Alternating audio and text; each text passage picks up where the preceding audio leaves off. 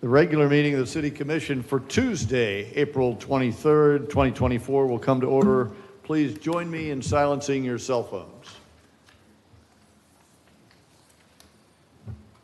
Madam City Clerk, please call the roll. Mayor Cleveland? Here.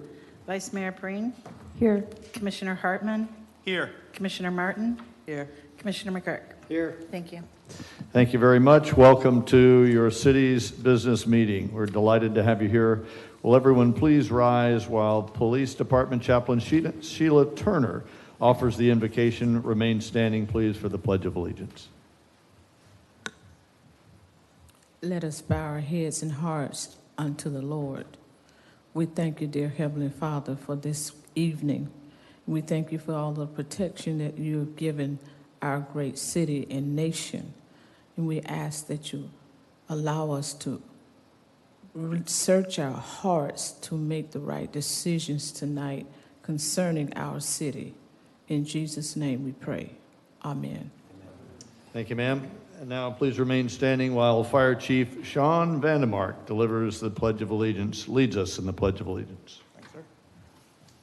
I pledge allegiance to the flag of the United States of America and to the republic for which it stands, one nation under God, indivisible, with liberty and justice for all.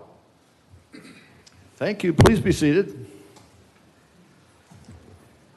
Mr. City Manager, do we have any changes to the published agenda? No changes, sir.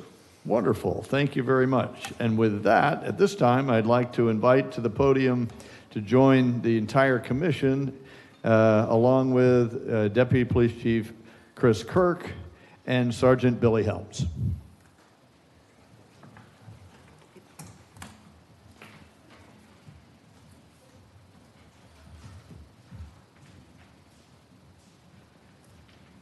Good evening. While the commission makes their way around, I'm going to say a couple words about Sergeant Helms and what he's being recognized for this evening. Thank you, sir. So Sergeant Helms is our Special Operations Sergeant and is in charge of all things spring break, as is a great issue here in the city of New Smyrna Beach.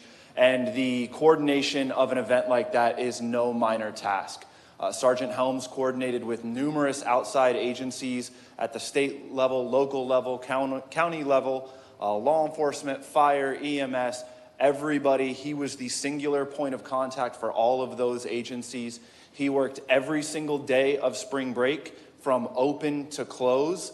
So as we had officers pulling a great deal of overtime and a large number of officers and other agents from out of this jurisdiction working, Billy was always there. So it's a huge undertaking. He did it masterfully, and we very much appreciate his response.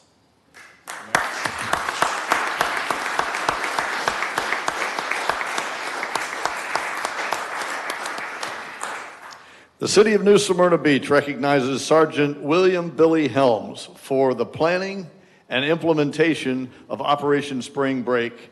It's signed by the police chief and myself, dated the 23rd of April, 2024. On behalf of your city commission, staff, and residents, Billy, we're so proud of you. Thank you, Sergeant Helms, for leading the way.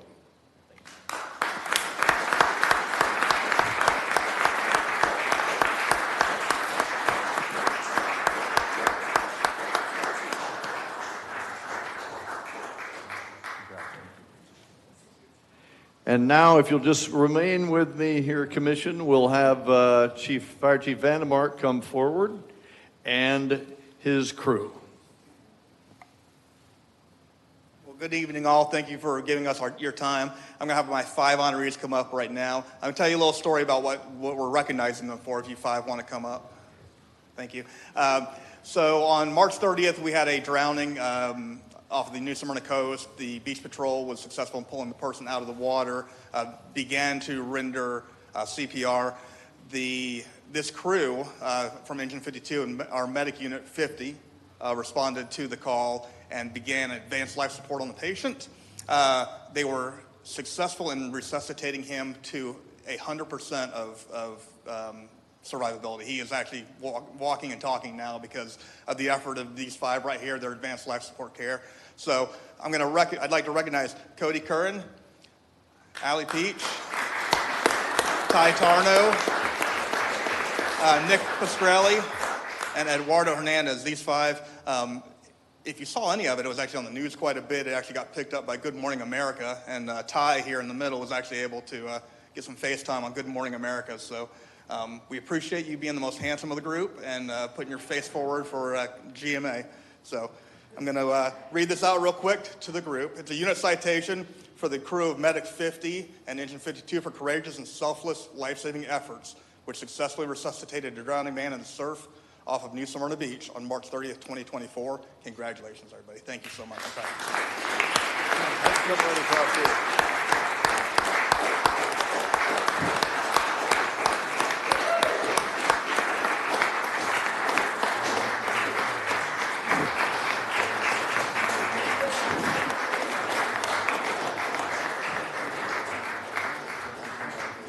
All right, if you guys will stay right in front here, we'll get a picture right in front of the commission. Just stand right in front. There you go.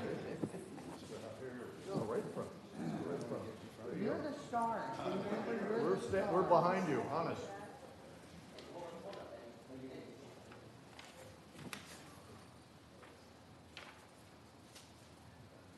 Thank you and congratulations, folks. You're making New Smyrna very special. Thank you, Chief.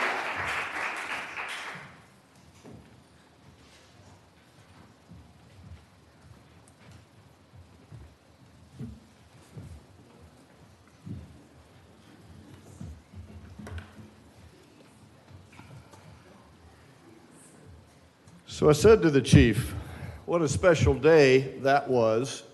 And he says, actually, Mayor, we do that every day. And that's just part of a representation of what your fire department's all about. So lest we think that's a rarity, those guys put their lives on the line every day, and whether it's a rescue or whether it's putting out a fire, and we've had some significant ones in town the last couple of years, these are the people that are keeping us safe and prevented from having us have devastating effects to our city. So you guys, you can't know how proud we are to know that you're here 24/7 and you're on our side. Thank you very much.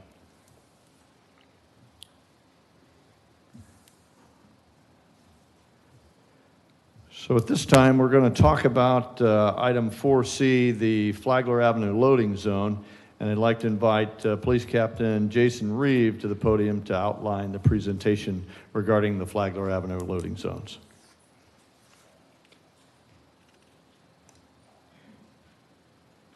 Mayor, Commissioners. This thing would automatically go for me, or there we go. All right, I was asked to put some information together just on how the loading zones are currently going on Flagler Avenue. Let's pull that microphone up as high as you Oh, can. sorry. That's great. How's that, a little better? Perfect. All right. I guess I'll use a clicker here. No?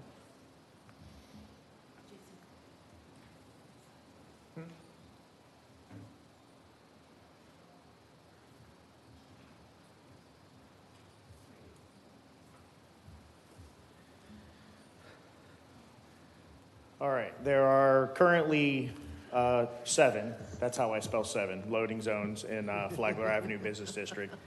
5 of them are on Flagler Avenue. 2 are on, one is on Buenos Aires and one is on Cooper. Those 2 are full-time 24/7 loading zones. The ones on Flagler are between the hours of 4 and 10. Those are the hours that we enforce.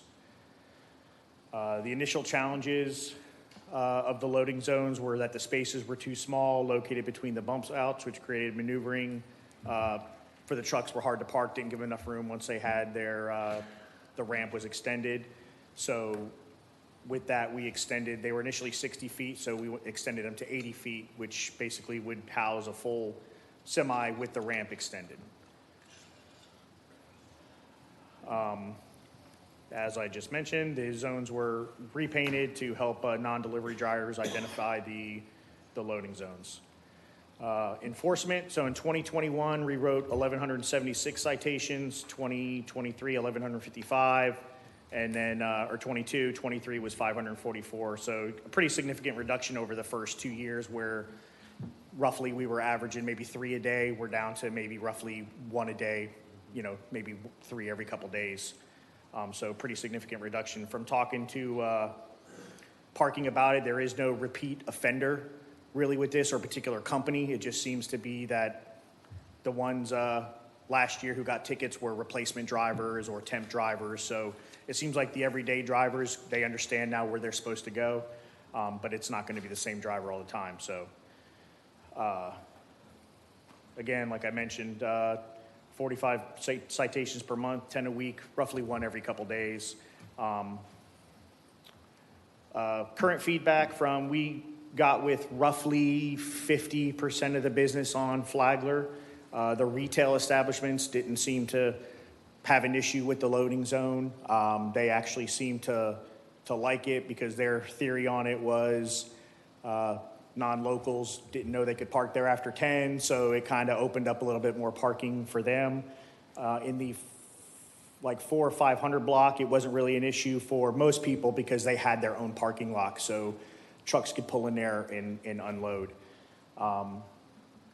The restaurants that we spoke to indicated that they didn't believe that the times were long enough. They can't really control the delivery times, so they felt that it should be a little longer or maybe during business time. So their only feedback was the 4 to 10 specifically, they just felt that wasn't enough time because they can't control when the drivers come for the most part.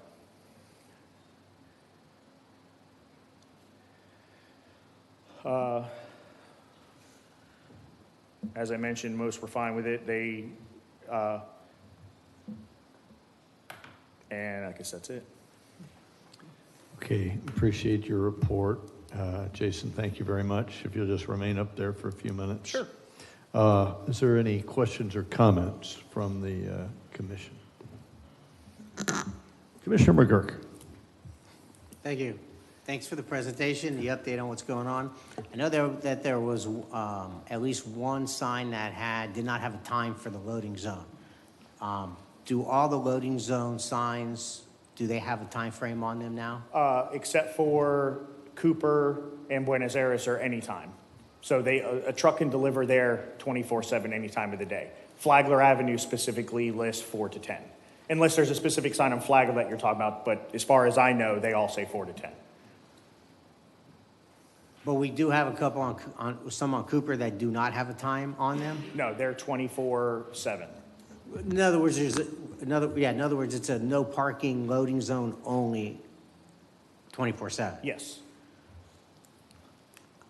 I heard for some people on that, they had a concern about that. They got a ticket on a Friday night, for example. And my question, when it seemed legitimate, who's delivering on a Friday night or a Saturday night or a Sunday night? We're not getting, no business is getting deliveries in. So I was wondering whether or not we should put, maybe we can extend the time to say maybe 4 p.m. or 5 p.m. on a Friday or night? Yeah, I mean, that seems to be what would make everybody happy. So I don't know if you're talking about Cooper in particular, and I will add, obviously, without having great knowledge of the subject or being, an expert by any means, that initially, so Cooper was 24/7. We kind of moved it back to the 4 to 10 and actually got a lot more complaints and issues. Oh, okay. Specifically just because drivers were coming and, just the way Cooper's set up, they couldn't pull off to the side. So we reverted it back to the 24/7 because a lot of the businesses were, kind of complaining that there wasn't, they couldn't control the times when the drivers were coming, and they felt like they were being singled out because it was a problem. But I don't disagree with you that, maybe if there's a time frame, yeah, Friday night, Saturday night, Sunday night probably doesn't need to be a loading zone only, and it could be opened up to parking. Okay, that would be my only Yeah. suggestion, but if you're saying you already tried it and got complaints, it'd be interesting. Yeah. But Well, it was Friday, during the day, but Okay. to your point, I think I don't see why Friday nights, the evening times would not be fine. All right, if you look into that, that would be great. Yes, Thank sir. you very much. Perhaps, I was going to say, perhaps parking after 5 would be reasonable. Yeah, I think that would be reasonable. I don't know about you, but I don't see too many delivery trucks down there at 5 o'clock, given the loading zone. So I think that's probably fair. At least we can, see how that works. Yeah, 5 p.m. there and Buenos Aires.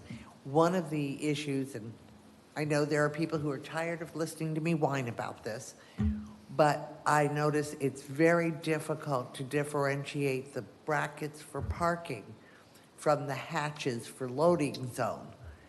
And I know frequently when I'm there, we lose a parking space because people park across the bracket. And so I'm asking again, if we could look at painting those brackets in perhaps a different color. Would this be like the hashes prior to the loading zone, or are you talking about just the outline of the loading zone? I'm talking, we superimpose the little, those square brackets for parking to mark an actual real car Automobile. parking. Okay, the actual parking spot. Right, those brackets. If they could be in a different, I don't care which is in a different color, but it seemed to me if we could make the brackets to Somehow outline- distinguish one from the other, so Correct. visually you can kind of tell that's a different parking space than this is. Right, and this way you can say, oh, that's a parking space and the hatches are the loading zone. Sure, I would imagine we would look into the loading zone, as most people are probably accustomed to the white being a regular parking spot, so I would think the loading zone would probably be and there's less of them than doing all those parking spots as well. Well, that's true. My concern about that would simply be that they would think if that's the biggest showcase, remember, we already have signs saying that's a loading zone. We don't have signs that say parking okay. Yeah. So the loading zone signs, I think, would go nicely with the hatch marks. And it might be even just sort of a fun touch for Flagler Avenue to have another color to outline the parking spaces. And as it is, when we get the sand on Flagler, as we do, and it's deep, it's hard to see any of it. Yeah, I had a conversation about the sand earlier today, so something that I can look at or have somebody look into. But my understanding is that I guess whoever we contract with as a street sweeper isn't doing a very Well, it's not good job just- at it. Like, he goes a little too quick, so it doesn't really kind of pick up the sand. There's a whole bunch of problems with it. Yeah. There are places that it's too small for a sweeper to get in. If we get a major storm that's going to come in regardless of what Sure. kind of a job the street sweeper has done. So it's just sort of a reality. We're going to have, think of the high tides when on the weekend when people drive out for the beach and they deposit a boatload of sand from their tires. So it's just a way that we could sort of brighten that to differentiate would be helpful. Okay. You have Thank a you. color recommendation? Me, I'd love to have a nice bright blue, but I don't know if there's any uniform traffic code against that. All right, New Smyrna blue. got it. The consensus on the dais to have the parking designated color differential without objection, please. Thanks. So, well done, Captain Reeve. Is part of yours, how are the businesses receiving this differentiation from a perspective of after the 10 o'clock moratorium's over? What I find is that there's no, unless you're local, you don't read it and you can't see it, and so you don't park there. As soon as you see the first car show up, everybody says, oh, must be okay, so they all chime in. Was part of your strategy to keep people out of there as much as you could? And the businesses, are they supportive of what you're doing? I've heard mixed reviews about, man, my people are complaining, they can't find a place to park. The other complaint I get was kind of weird was that the employees are having a hard time parking. I just don't understand why employees would be parking on Yeah, Flagler so in the that was, first place. that was another kind of overall complaint that obviously is probably part of a bigger picture to handle, is that some of the businesses were stating that there's insufficient parking, so basically they tell their employees, we need our parking lot for patrons, so you need to go find somewhere else to park. So they may be parking down on 3rd Avenue and have to walk to Flagler to go to work. So, but that's, I think, part of a bigger problem that maybe the consulting team that we hired might be able to have some input on. Good, yes, ma'am. I remember at the last parking study years ago, the estimate was something like 500 parking spaces taken up by employees. So I have been a big proponent of the idea of finding alternative parking for employees, which would open up spaces for patrons. Yes. And so I think that would be a very inexpensive and immediate lift for overall parking on Flagler. Tell the parking group, we applaud what they're doing and appreciate your presentation. Thanks, Yes, sir. Thank you. Thank you, Captain Reeve. Mr. City Manager, your report, sir. Yes, sir, thank you. I'll be very brief. The maintenance operation director and myself met with FEC staff and DOT last week. The discussion was regarding the railroad crossing at Julia and US 1.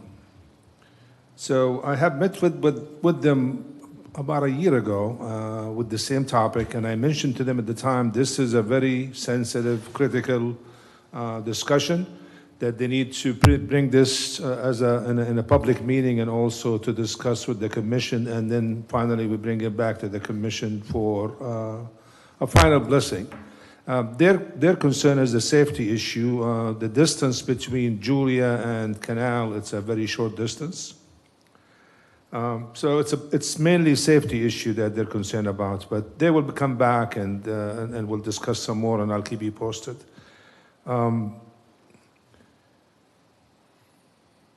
Just want to let you know that the county received, I guess, a notice from the Fish and Wildlife, the conservation, regarding the construction on the beach. They have extended it beyond the turtle season, which gives people a chance to work on their project. Also, myself, the assistant city manager, and several staff members have attended the emergency operation course at the emergency operation for the county provided by FEMA. That was Monday through Thursday. We have missed Wednesday, obviously, for the budget workshop, but very enlightening. It's a new topic for us. It's a building collapsing that the training was. So I think it was good for the staff to at least just kind of be enlightened on some of these issues that come. They brought the two people that they were operating in Surfside down in Miami. So very interesting topic. The 120 Flagler, it's out to bid. The bids are due on the 25th. We have posted on LoopNet, and we have about 10,646 who have viewed the bid. We have another site visit that we had provided last Friday. So we have a couple of people who came in to look at the building. So hopefully we're hoping that on the 25th that we would receive some bids on it. Another topic is we have applied for a finding grant under the disaster relief funds for the Riverside Park dock repair. And so our staff, Chad Gibson, and also our thanks goes out to the district commissioner, Buddy Davenport. They have provided us $140,000. That's 25% out of the construction cost. Also, I have sent you an email today for item on the temporary parking lot, additional information that might help you during the review of the item. During the briefings, Commissioner Martin has questioned some of the details on the drawings provided did not match what's out in the field. So what you have before you today, right now, it's actually matching. And also, Vice Mayor Perrine has provided some additional information on item 8C, and that's for the purchase of the property regarding the Turnbull Creek preservation. So she has provided some quite a bit of information for us, very helpful. So that's additional information that might help you during the review. So thank you. Thank you, sir. Appreciate that. Any questions for the city manager? Okay, now it's time for public participation. If there's any citizen who wishes to... Oh, Mayor, I'm Yes, sorry. Go right ahead. The public participation from last time, so if you very don't good. mind. We have several people have spoke. It was mainly about the Women's Club at the time. We have an item regarding the Women's Club RFP. But there is one item, I think, that probably it was out of that topic that I would like to address. One citizen made 3 comments. The first comment was she recommended staff follow the mayor's suggestion to establish a motor pool rather than purchase a new parking enforcement vehicle. She suggested there is something suboptimal in the thinking we have in our leadership positions about how we should staff up, equip the staff, think about positions not just in terms of their salary, but in terms of their fully burdened rates. And the fully burdened rates in the city are outrageous compared to what they are in the private industry. The third comment was asserted pension plans are unbelievably underfunded and have been allowed to run wild for both the police and fire. These are the 3 comments by the citizen who spoke up at the meeting. So regarding the first comment that recommended staff to follow the mayor's suggestions to establish a motor pool, which we already have. We have established that program, and we have it in several departments. Now, certain positions, they require for them to have their own vehicles, so that sometimes is difficult to have. On the second comment, this is for the suboptimal in the thinking we have in our leadership positions. All our positions are classified, and job description and duties have under them. The organizational chart for each department is designed based on duties, responsibilities, efficiency, and type of service provided. Salaries are based on current pay rates within similar cities and the county, and the latest pay rate study, which is ready to be updated. The private industry, by the way, salaries are in line with our salaries, and in some cases, the private industry's salaries are a lot higher than the public. We have lost a lot of employees to the private sectors the past couple of years. Regarding the pension, many of the pension benefits which affect the contribution rates are mandated by the state legislation, putting them out of our control.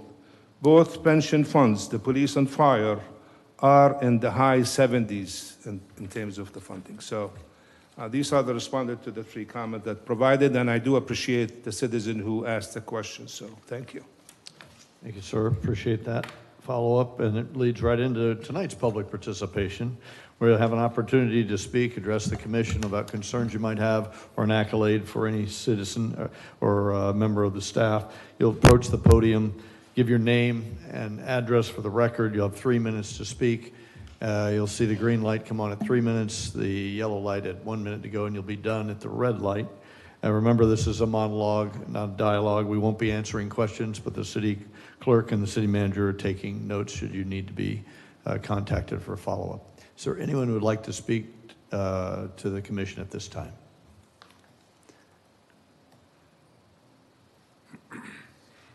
Hello, Ms. Dugas. Deborah Dugas, 200 North Pine Street, New Smyrna Beach. I have not spoken or complained to the commission in quite a while, so I was happy to see an item on the agenda that I would like to address, the truck route on Flagler Avenue. You know that I'm all about resident input, so that's what I'd like to give you. We asked for this truck route as we felt it was very much needed. I would like to say how much we, the residents on the streets adjacent to Flagler Avenue, appreciate that truck route and the presentation, the work that went into it by city staff, and putting it into place. We thank the commission. This has greatly affected our neighborhood in a positive way. We understand that the deliveries are vital to the businesses, and we're happy that a solution has been made to accommodate them. Unless you live on one of the surrounding streets, you cannot understand the problems caused by the bigger trucks on our narrow streets. Also, the enforcement is what has made this work. It was slow in the beginning, with drivers totally ignoring the signs of no trucks posted on the streets. And while it has not totally stopped, it's greatly improved. The positives of the truck route outweigh the lack of employee street parking in the mornings and inconvenient delivery times, in my opinion. I hope that everyone understands that sometimes the residents are impacted by these issues, and we do appreciate the truck route very much. It's not perfect, but it works. And I had a couple of other items on the agenda that I just wanted to speak to. Item 7K on consent, the parking and ditch clean out on 2nd Avenue. I think that's good and a necessary thing due to safety issues on that street. And I'd also like to address temporary parking lot at 409 Flagler Avenue. I think the new business there is good, and it showcases the charm of our small town, New Smyrna Beach. Parking lot is much needed.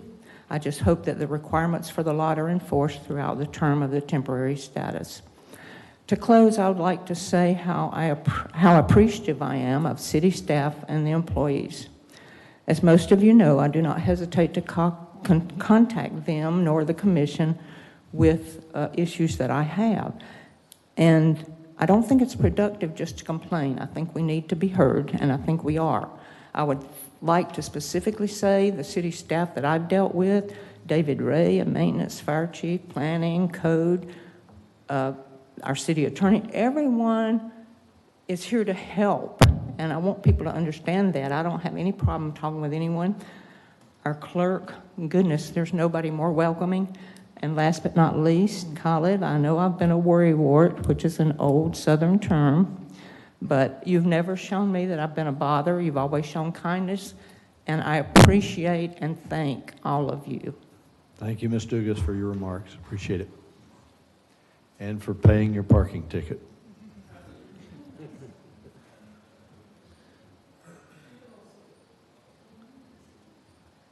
That was really nice. Cindy Sneezak, 512 Yupon. I want to clarify the comment. I was the citizen that made the comments about the pensions.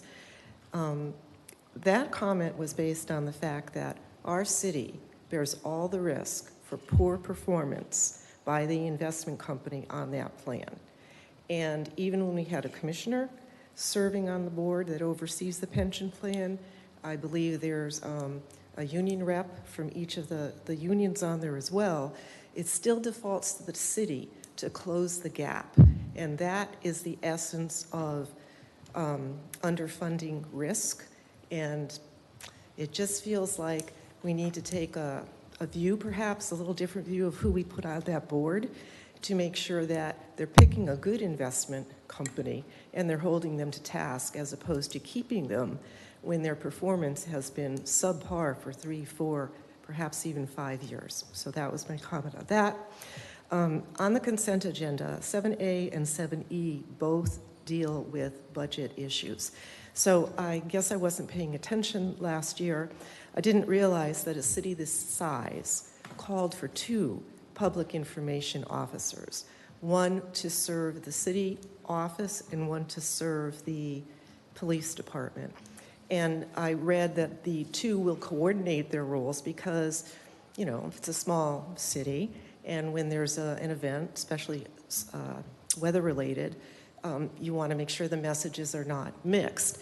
But that begs the question about whether or not, as you're considering your budget going forward, that we give the proper amount of attention to staffing up.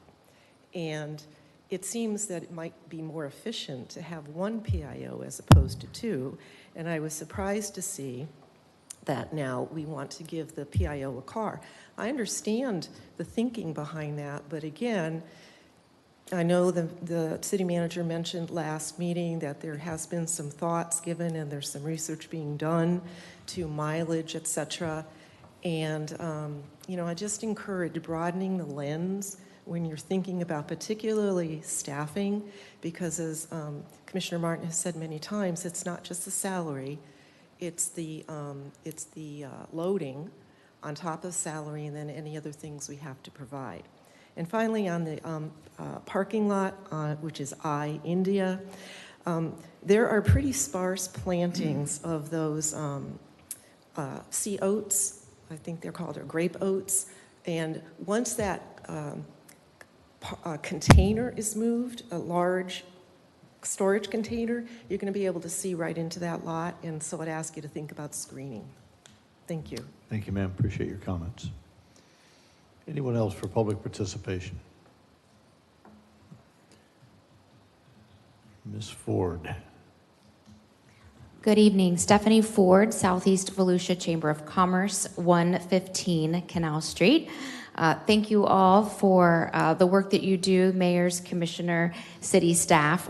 We certainly appreciate you, and we're very happy to see Sergeant Helms honored. He was a graduate of our leadership program. We appreciate the city supporting the Chamber's leadership program and sending attendees. We look forward to that again this year. We just had a successful surf festival on the beach. We partnered with the Mike Martin Pro-Am Safari Club and had a great event, and we're upcoming on our 14th annual Business Expo, Saturday, May 4th. We would love to see you out on Canal Street. Thank you for approving that permit. We had to postpone it from February due to bad weather, so we're looking for Chamber of Commerce weather on May 4th and hope to see you there. Of course, may the 4th be with us all. And we would like to just show our support for 7I, the temporary parking lot for 409 Flagler Avenue. We love to see parking being initiated and resolutions being presented, and are in favor of that. So thank you for your time. Thank you, ma'am. Appreciate your comments. Never a bad weather day in New Smyrna. Anyone else for public participation?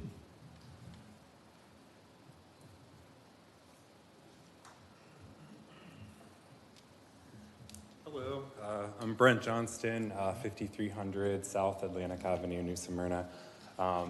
Thank you all for allowing us to speak today. It's my first time coming before you guys, so thank you. Really appreciate that.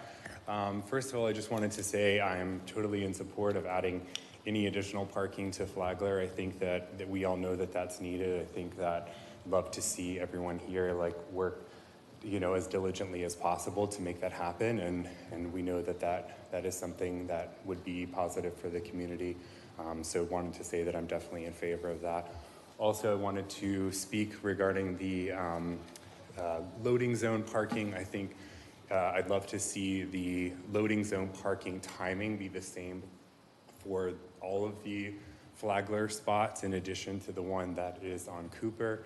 I think that it creates a little bit of confusion having different times of that. The vendors are more than willing to deliver at the times that are needed, so I think that we should highly favor the residents over that. The vendors will accommodate, and I think it would be much better to have consistency across the board for all of those downtown Flagler area parking. So thank you all. Thank you for your comments, sir. Appreciate it. Anyone else for public participation? Evening, sir. Larry Williamson. I live at 263 Minorca Beach Way, New Smyrna Beach, and was a dentist in Titusville for 28 years, and we love living in New Smyrna Beach. I work on the Flagler at 401 Flagler and experience the parking situation every day. So I'm just encouraging the approval of the parking, and it looks like your staff recommends approval. I was on the school board in Brevard County from 82 to 90, so I know what you go through.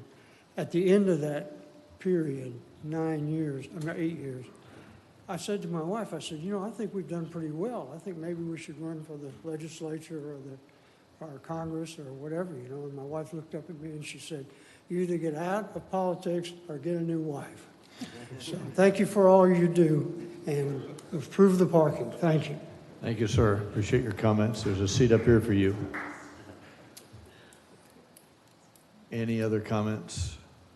Public participation is now closed. We'll move on to the consent agenda. There are 13 items.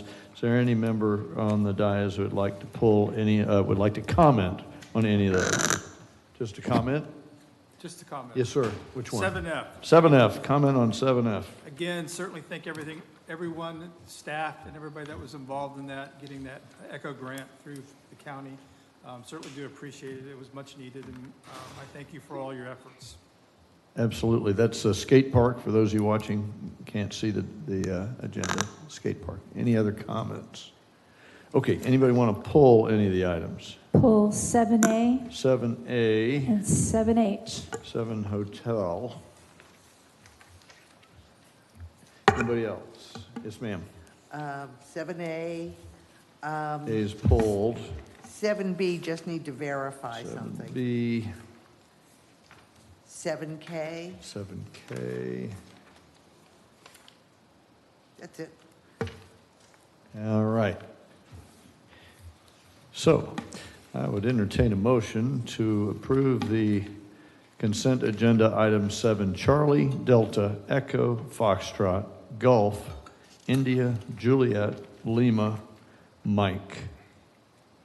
I'll make that motion. There's a motion and a second. Madam City Clerk, please call the roll. Commissioner Martin, Yes. Vice Mayor Breen, Yes. Commissioner McGurk, Yes. Commissioner Hartman. Yes. Mayor Cleveland. Yes. Thanks. All right, let's dig in here. Let's go to 7A.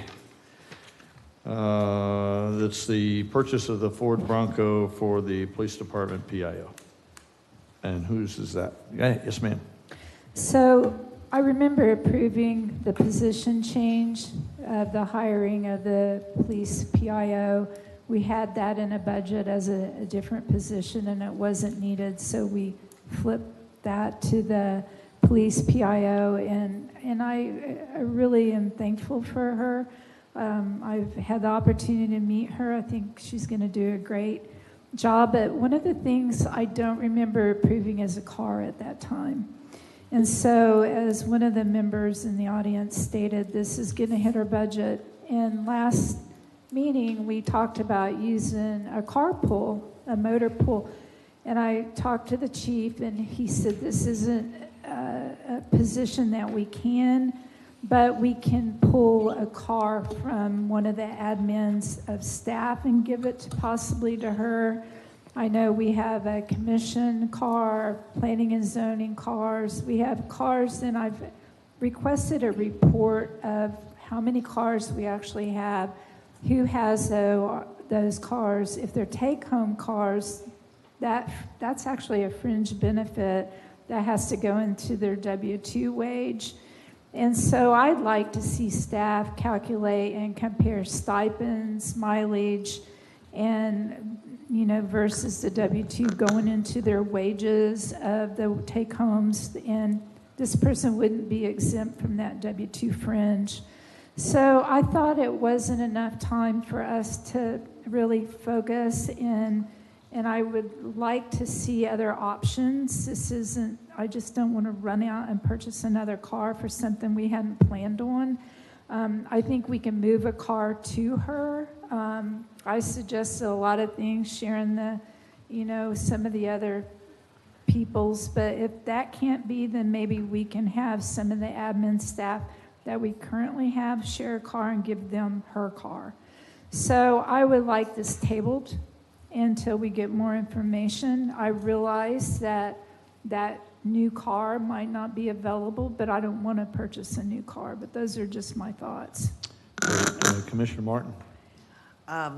Echoing a lot of Commissioner Perrine's, I read the job description, and it sounds functionally like a desk job to me, primarily a desk-focused job, which really confuses me why what is primarily a desk job would require a full-time vehicle. So I really think we need to kind of rethink how this whole works. So I'm echoing. Any other comments or questions? All right, let's give the Deputy Chief a chance to enlighten us a bit. Yeah, so with regard to it being a desk job, it's certainly not. And that's kind of the interest in developing a police PIO in and of itself, as the city has one. But as we evolve in 2024 with the social media aspect of people wanting information and transparency in law enforcement now, that necessitated the development of a position that is available to us 24 hours a day, on call, responsive to all the requests. And as someone who has been blessed to be our PIO for many years, I can attest that the amount of requests from media, questions from public, and the need to promptly update the public when things are happening, be they a crash in the city that we need to redirect roads or some major critical event, we needed someone who could be responsive to those things immediately and fluidly. As we get into greater things, mass casualty events, storms, those are things that I can't double duty, a PIO duty and that. And as those things evolve, if we were to have, a significant event in the city that required a lot of police response, we'd need to be getting that information out very promptly. So that is someone that's in the field with us or responding to different areas.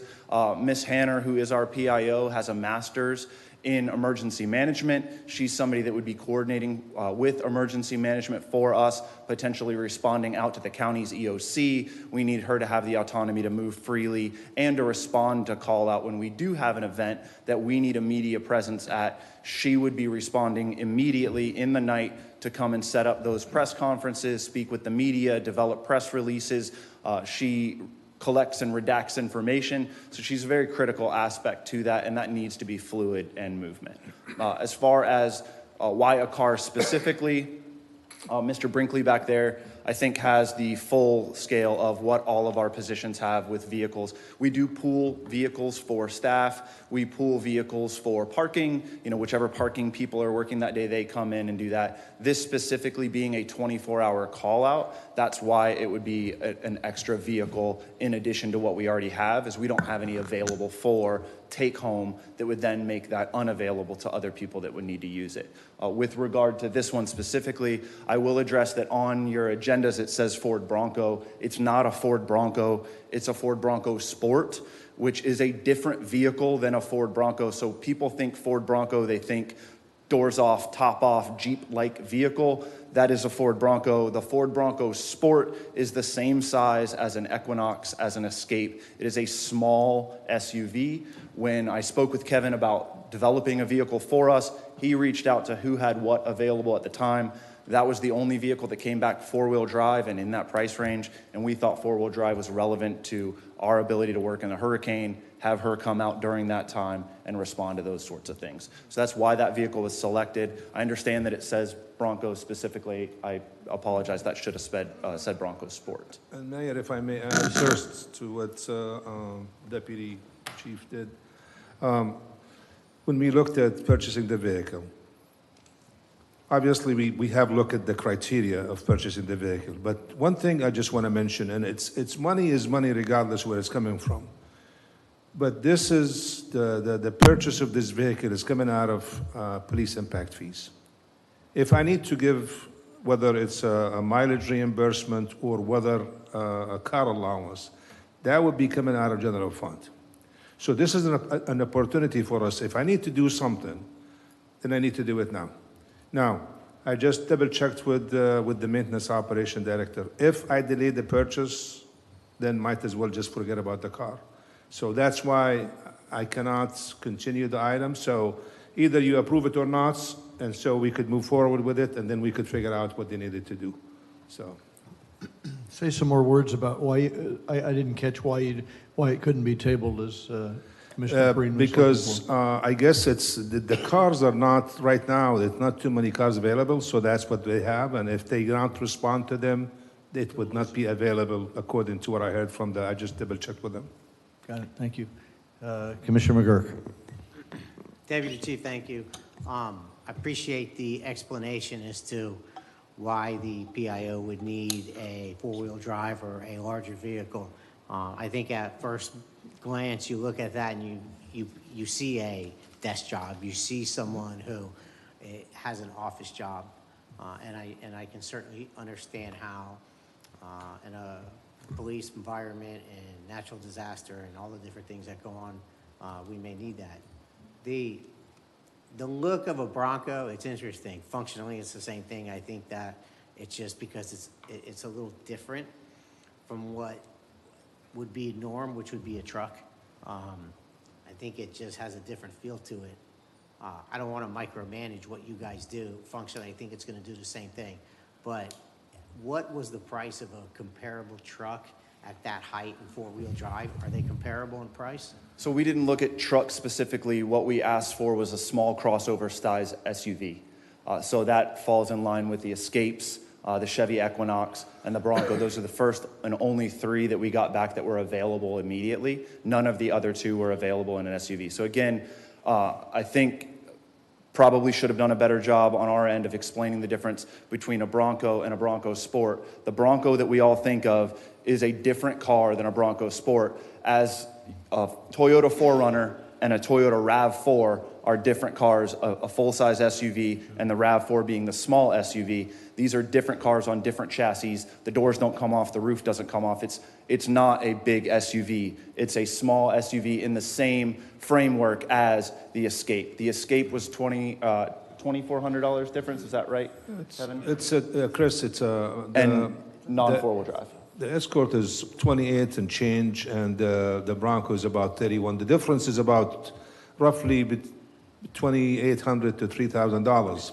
Well, I mean, I think you, ironically, I think you made the case for wanting a bigger vehicle anyway. So with all the storms we've had in, you know, a little off the ground, some four-wheel drive, I guess that was, the point I'm trying to make is, I think you've made the case why you're PIO. You specifically stated it is not an office job, and the person will be required to come out to different kinds of events and circumstances 24 hours a day. Yes, sir. Whether that's in the woods or whether that's during a storm or after a storm and so on.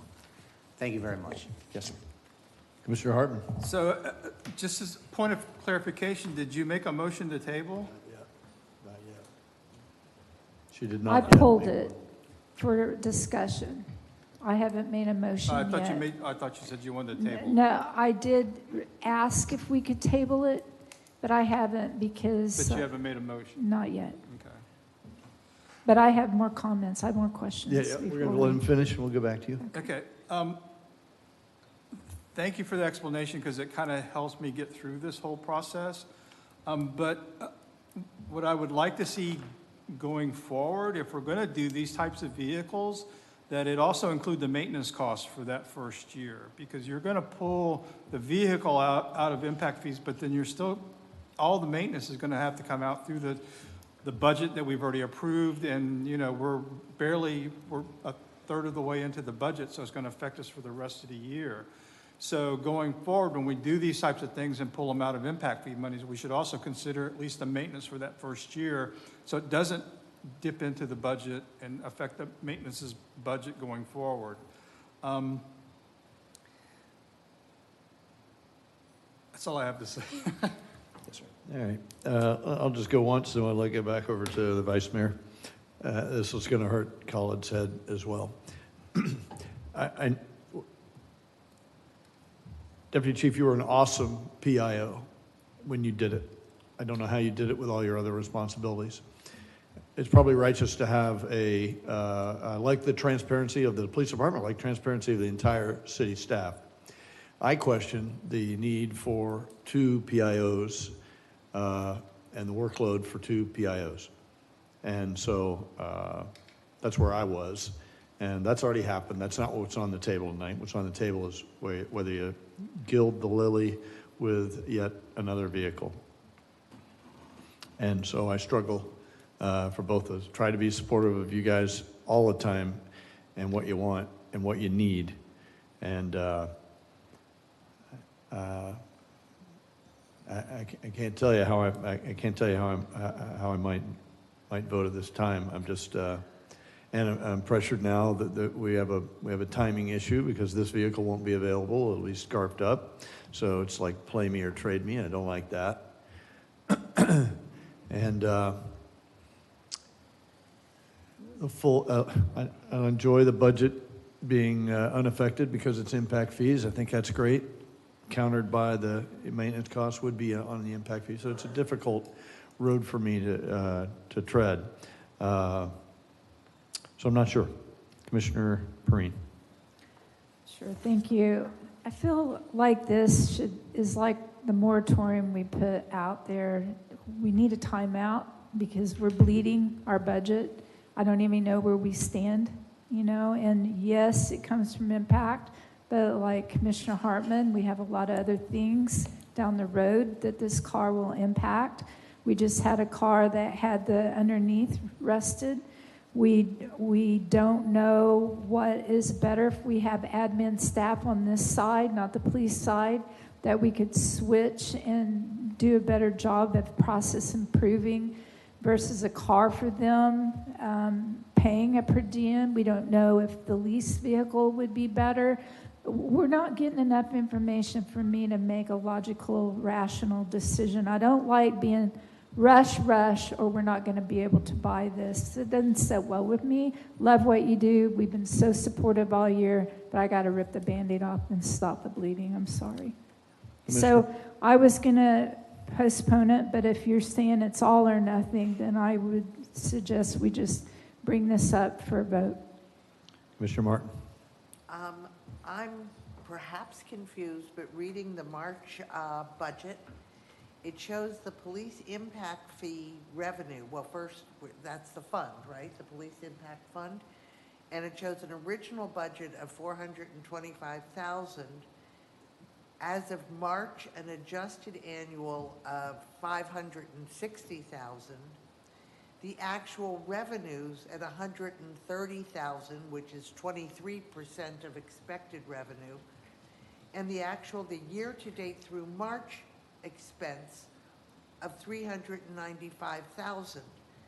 So we are blowing out our original budget, while instead of getting about 50% of the expected revenue, we only have 23% of the expected revenue through March. I don't see how we can afford it.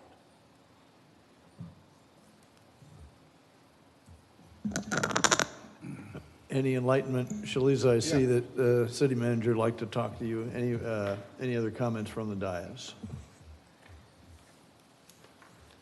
Hi. So part of that, if you've noticed, some of that's reserve money. What part of the police impact fee revenue is reserve? Part of it's reserved. How would we know that? On the block, you've got the original, you've got budget, revenue, and then reserves. There's 3 columns on that. Not on the first page is just the fund. It's a listing of the Under fund. the special revenues? And under its fund, what is it, 105? Correct. On page 1 of the monthly budget report. Mm-hmm. And it has, the columns are fund, original budget, adjusted annual budget, year-to-date actual revenues, and year-to-date actual expenses. That's on the page 1 of the monthly budget report under the city manager's report. Right, under the section of special revenues only? Are you talking about it, page 2? Page 2, yes. I'm reading, okay, so let's go to Sorry. page 2, and I've got pooled cash. Okay, now under pooled cash for 105 revenue, I do have additional funds.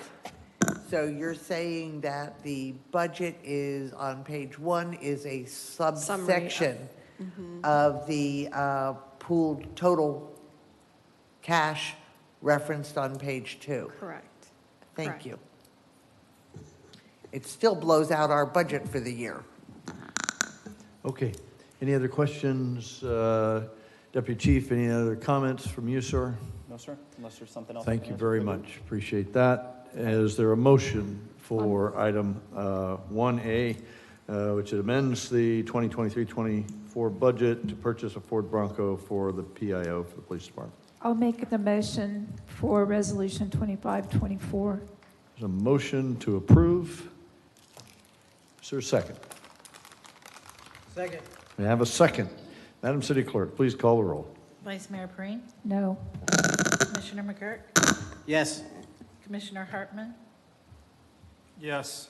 Commissioner Martin, No? Mayor Cleveland. No. All right. Motion fails. Item number 7B, consider the adoption of a resolution which would amend the budget. Whose is that? 7 Bravo. This, I just wanted to verify. Oh, yeah, okay. That we're moving money from the general fund reserves to the stormwater fund to pay Pegasus. It's not clear to me still why we're not using stormwater funds, and I know we're expecting to be reimbursed by FEMA for this expense, but we never seem to get a really good clarity on, we say we're expecting to get grant money or we're expecting a reimbursement, but we don't have a way to have clarity on that reimbursement. Well, I double-checked with the staff today, so typically what happens is when the project is completed and you have the CO and then FEMA comes in, they send their staff to inspect, make sure all the documentation are in. So we have received either one or two so far, and they're submitting the other ones. So as soon as we submit the documentation, have the CO, and they approve it, they do the inspections, then they will reimburse us. But that's years. Excuse me? This one's for Idalia, I believe. Isn't this? Are you talking about the one that we have today, or are you talking about No, coming up? 26, 24 is, I believe. Yeah, we haven't started for us to get Correct. reimbursed. So the reimbursement would be years. And so I know we're expecting to be reimbursed, but that makes it all the more difficult for us to understand our outies and our innies, if you will. Yes, ma'am. Any other questions about this? Mr. City Manager, I'm looking at the financial analysis here, and this is for four homes, yeah? And a percentage, 75%? 75% from FEMA, 25% from local share, which it. will be the homeowner And responsibility. so this represents our costs, the numbers that are on here? Our costs, just No. the cities, no? No. The total? The only thing we pay is, we pay for the consultant and then we get reimbursed fully. I'm with you. Now, the 75% on the construction cost, that comes from FEMA, and then the homeowner has to pay the 25%. However, FEMA does not deal with homeowners, it deals with the government. So, which means we have to pay upfront everything, and then we get reimbursed 75% from FEMA and 25% from the homeowner. I'm with you. And so I see the general fund adopted, the general fund amended of 50 and 53,000. And then I see total all funds adopted is 111, and then total funds amended 137. That does 4 homes. The only thing is, I guess, when they do this, they're showing you all the budget amendments. So, Shaliza, come on up, because that's the financing and the budgeting. Usually, it doesn't go well with me, because I don't like the way how they help me understand. Okay, so the only amount that you're looking at is the one that's in the middle. I believe it's about $30,000. I've got on the briefing sheet, under physical analysis, I've got 4 numbers, and At the very bottom, that's just an overall total showing where we started and where we're at right now in all our budget amendments that we've done so far for the year. Really and truly, you need to look at the attachment. Yep. And the second page of the attachment will show you the specific amount we're taking from general fund and putting into the stormwater fund. Thank you for the clarity. All right. Yes, ma'am, one more. Just a note, there is a house in this group that applied previously under Irma and dropped out. And my understanding is that we put together a pool of homes, and this isn't your problem, just so you know. We put together a pool of homes, Pegasus takes that pool of homes, puts it to FEMA or the Florida Dem to get a cost analysis on it to see if there's a cost, and if one of those homes drops out, the bundle has to be redone, all the applications resubmitted, and we start the process all over again. Of course, we're paying Pegasus all over again for the same thing here. And one of the houses in this group was originally in Irma and dropped out. I have real issues. I'm uncomfortable with giving them a second chance, but the fact that they could once again drop out and require a whole new bundle and resubmission is very bothersome to me. As is the additional cost, because I don't know if FEMA reimburses us if we have failed applications because of dropouts. And I agree with you. The only thing is, that's the only service that we provide to our citizens. They cannot apply on their own. So this particular house, they applied in previously. And not only them, but several ones have dropped out as well. Luckily, the application we have for them, we still have it.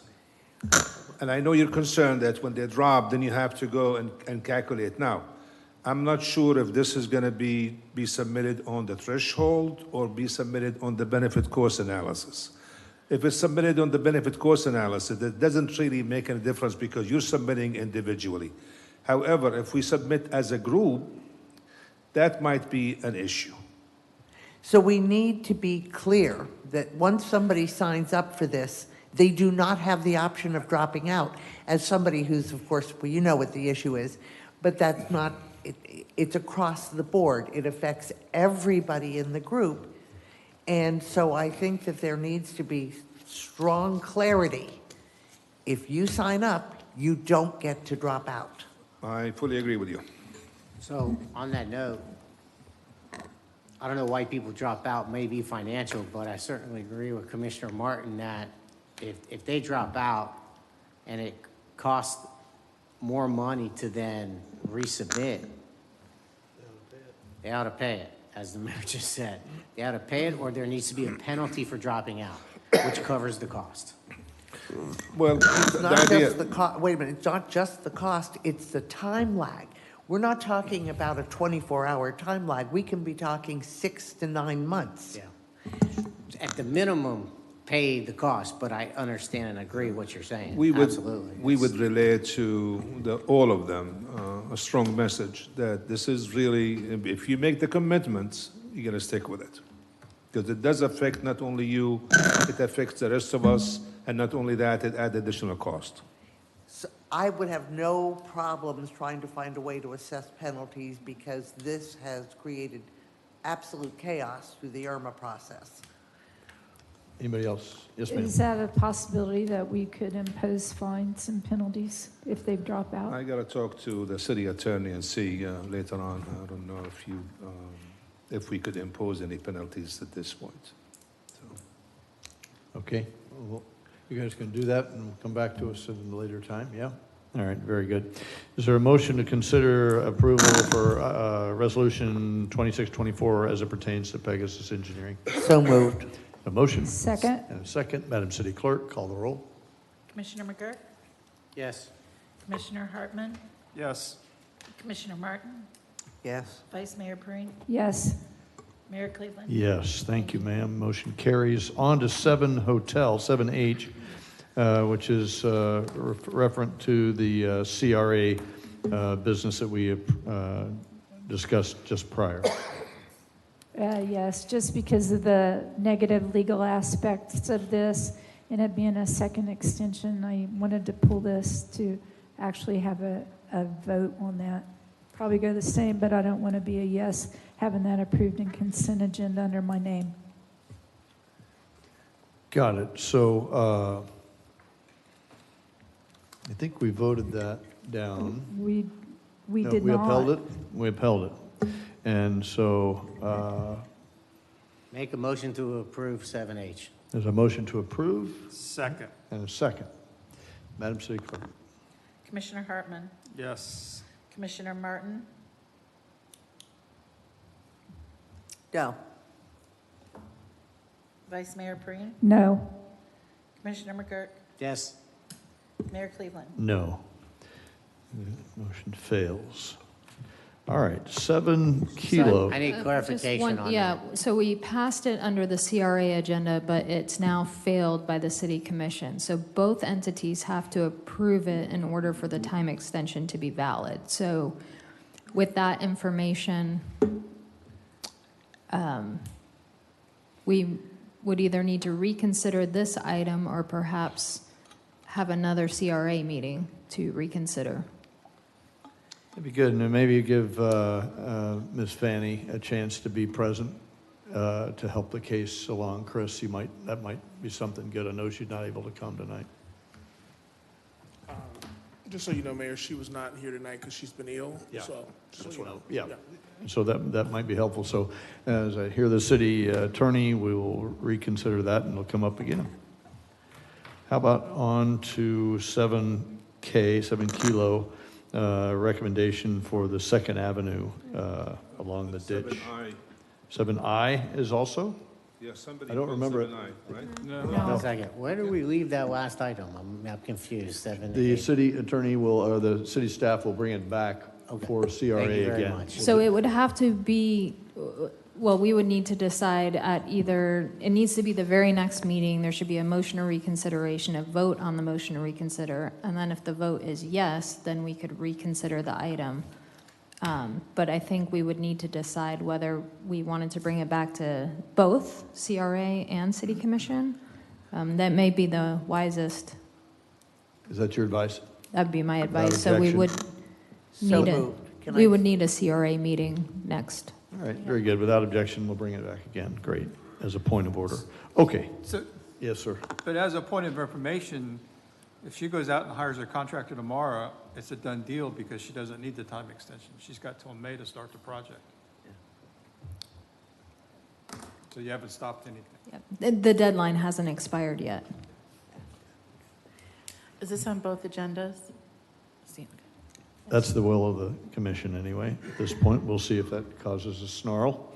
All right, somebody thought I was pulled. I don't believe it was. No, Approved. my mistake. Okay, very good. Let's go on to K and the consideration of the remediation on Second Avenue. Okay, I strongly favor barriers, guardrails over no parking signs. As we all know, people love to park beside no parking signs. And I have never noticed anybody on Second Avenue parking along the barriers. While I have, with extraordinary frequency, noticed cars parked everywhere beachside, right next to no parking signs. The ditch poses a danger to people exiting their cars when they park along the ditch, and cars slipping into the ditch when they back up from the south side parking. A single lawsuit would cost more than the cost of the barriers.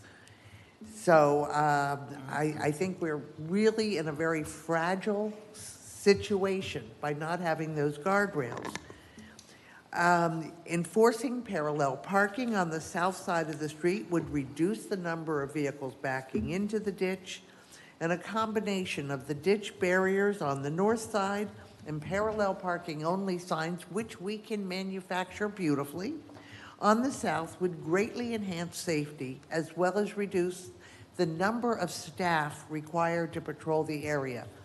Last night, Monday night, there were 2 code people or 2 community resource officers there. We have an extraordinary use of staff just to handle or hand out no parking tickets or parking tickets on Second Avenue. An extraordinary number of times, like last night, there was a car being towed. This eats up hours and hours of staff, where if we simply said parallel parking and put up the guardrails, the problem would be virtually gone. So I say it's a lot cheaper to put up the guardrails and put up parallel parking only signs than to play this game with no parking. That's my position. Are you saying, Commissioner, putting the parallel parking on the same side as the guardrail? No, On the other south side. South side would have parallel parking only, north side would have the guardrails, and that would eliminate those parking issues on Second Avenue. It's so dangerous, and we cannot ticket our way out of it. People, you know, they're transients. They come in, they get a ticket, they're upset about it, but they're not the same people that might be coming back next week to use the restaurant.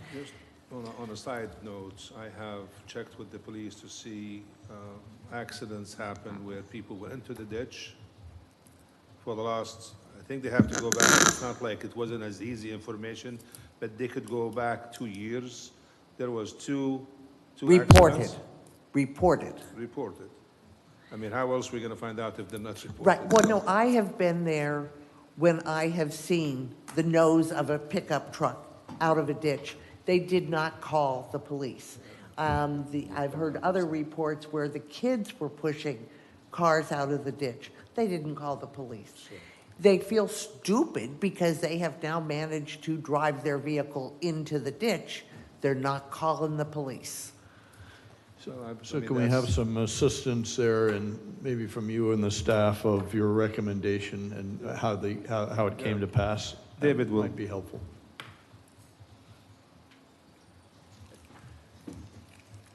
Commissioner Ray. Good evening. So we had the two options. We can either put up the no parking signs or we can put in the guardrail.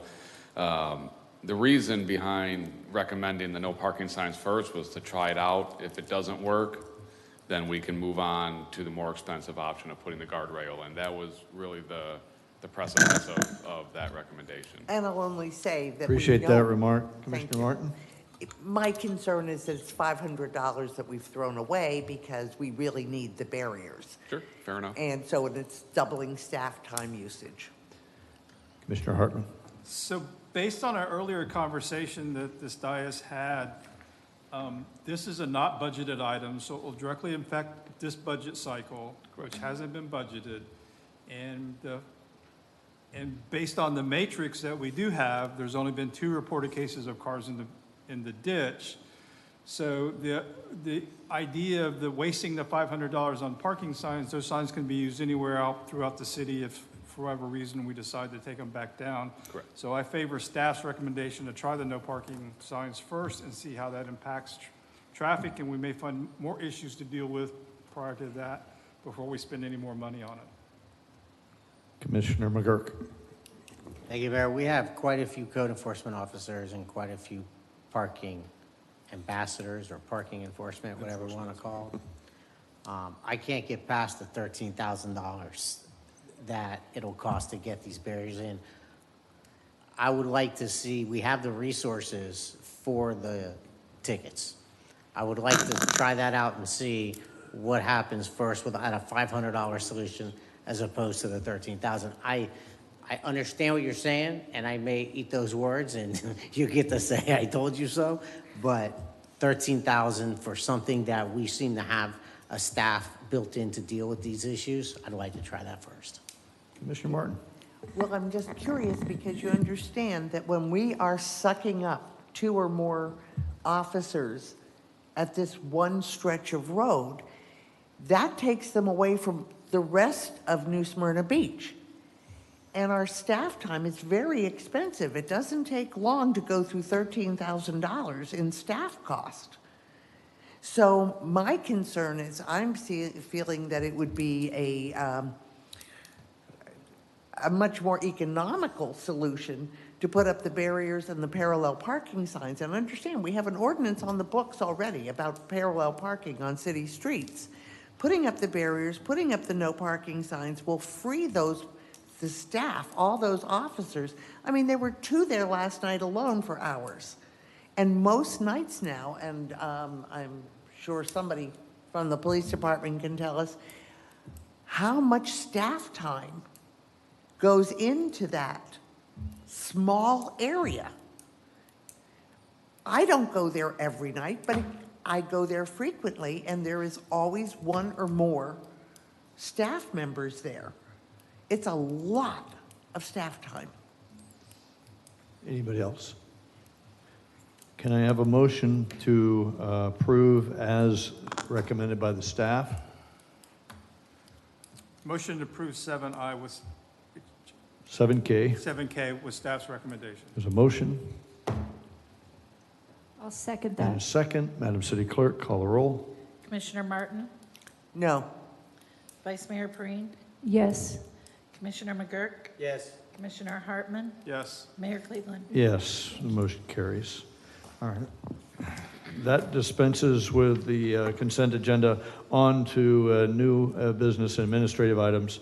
Item 8A is the request for a fee waiver for the event at the sports complex for May 11th.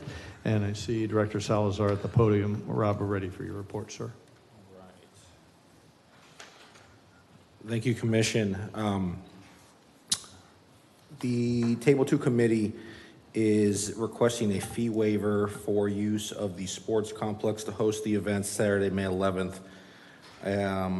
What the event is, it's a 4 sports, basketball, baseball, football, soccer, set up in stations, and participants are judged and points are awarded and assigned based on their successful completion at each station. And what the Table 2 Committee does is they use the revenue generated from this event to put it back into the community to fund youth sports through different organizations. A lot of funding has gone through New Smyrna Beach High School associations that are affiliated with the high school teams and other organizations throughout Southeast Volusia.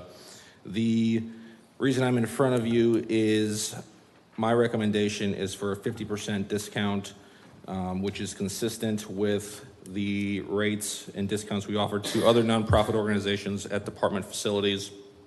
And they've requested a full waiver of the $275, which would be applicable to the field space.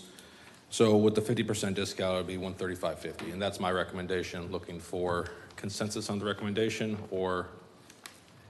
Any questions for the director? Yes, Vice Mayor. Rob, thank you. I know we have put a lot of pressure on you to make money this year on every line item in every event, or every enterprise. So I appreciate that. We voted 50% a while back, and I don't understand why we would waver from that.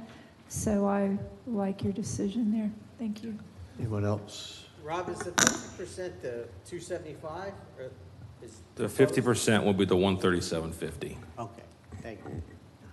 Yes, ma'am. Commissioner Martin. I think we set a precedent with the Canal Street Car Show where we waived all fees for the Canal Street Car Show. And so for youth sports and the Kiwanis fishing, I don't see how we can justify charging for youth fundraising events when we zeroed out the classic car show fees for a year. So I don't understand how we can do one than the other. Thank you. Commissioner McGurk. Thank you. Fair statement. You know, a lot of times we come up here and we think we have it all figured out. We're going to move forward in one direction. And in the end, it ultimately comes down to subjectivity. And, you know, we get a lot of requests for things. Some things are very homegrown and local to the small community, and others not so much. And so I got to tell you, it's tough not to be subjective about it when it comes in.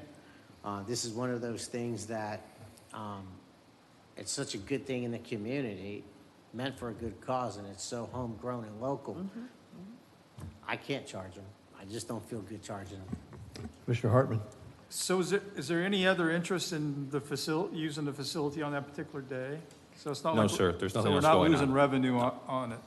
The other thing, wasn't this planned for earlier in the year and got pushed back because of bad weather? Not to my knowledge. Okay, I was probably thinking of something else. I agree with Commissioner McGurk. This is one of those New Smyrna Beach things that certainly I would support it, especially if it's involving the youth sports. I'm sure that each and every one of those kids are probably out there playing baseball or soccer sometime during the year, paying exorbitant travel fees, et cetera, to be using our facility, using the concession stand. So I'm sure it's going to be in our best interest to, you know, we'll recoup that money in the long run. It's only $275. I have no problem with it. Commissioner Perrine. So I want to clarify the comment about the car show. They didn't get 100%. They are paying for one of the fees. And I spent a month getting donations for them so that they would offset their fees and helping them to get donations. There were 2 fees attached to the car show, Rob. They paid one and we waived one. So it wasn't 100%. So if you do this today, then you're starting your presidents, because we made them pay for a portion of their fees. I want to clarify the difference between the fees associated with the car show and special events and the fees associated with the event that's a facility rental.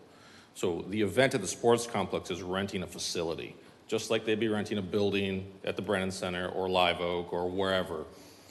The special events fee that were waived from the car show, it's not the same fee structure. So I understand their fees are fees, but there's a difference in what fees we're talking about. So for a facility reservation, the reason for my recommendation is the consistency behind the nonprofit fee structure we already have existing with our existing facilities. And it's obviously your prerogative to, go in a different direction, which is 100% fine. That's why I'm standing in front of you. Thanks, sir. Any other comments? Oh, I Ma'am? just would rather write you a personal check to pay for this than have taxpayers pay this after we've already approved this for a purpose so it doesn't set precedents. Because we're going to be going through this all year long, and why did we vote 50% if we constantly break our own rules? I'll write a personal check. I'm game for that. I'll put in. I'll put in. Any other discussion on this? What type of motion would you like to make?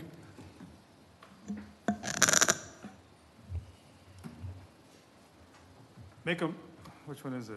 Well, I think we're on A. Make a motion to approve 8A with staff's recommendation, and that fee be paid out of the City Commission's special fund. Is there a second? Second that. All right. Any more discussion? Only, I had originally the same thought, using our discretionary fund. My problem is, will we run out of discretionary fund by the end of the year? If we do, so be it. Kelly will find more. Then we get our personal checkbook out. All right, we have a motion and a second. Any more discussion? Madam City Clerk, please call the roll. Commissioner McGurk? Yes. Commissioner Hartman? Yes. Commissioner Martin? Yes. Vice Mayor Perine? Yes. Mayor Cleveland? Yes, Thank motion carries. Thank you very much. Thank you, guys, and congratulations. All right, batter up for 8B, which is the Kiwanis Kids Fishing Day on 2 November. Rob, that report. All right. So the Kiwanis Club is requesting a fee waiver for the Kids Fishing Day, November 2nd, hosted at Riverside Park. We received a special events application from the Kiwanis Club, went through the committee for approval. Everybody signed off on it. We invoiced the Kiwanis Club for the park usage that is in our fee schedule, which would be partial park usage of $250, a minor special event fee from the Leisure Services Department, and a minor special event fee from the Building Department. Those were the fees consistent with what I'm authorized to charge based off the approved fee structures. Kiwanis Club then requested a fee waiver, said they had not paid for a permit fee in the past. We went back through the history with the Building Department. No applications or permit fees were found in the system. We don't have any record of a fee being paid in Leisure Services.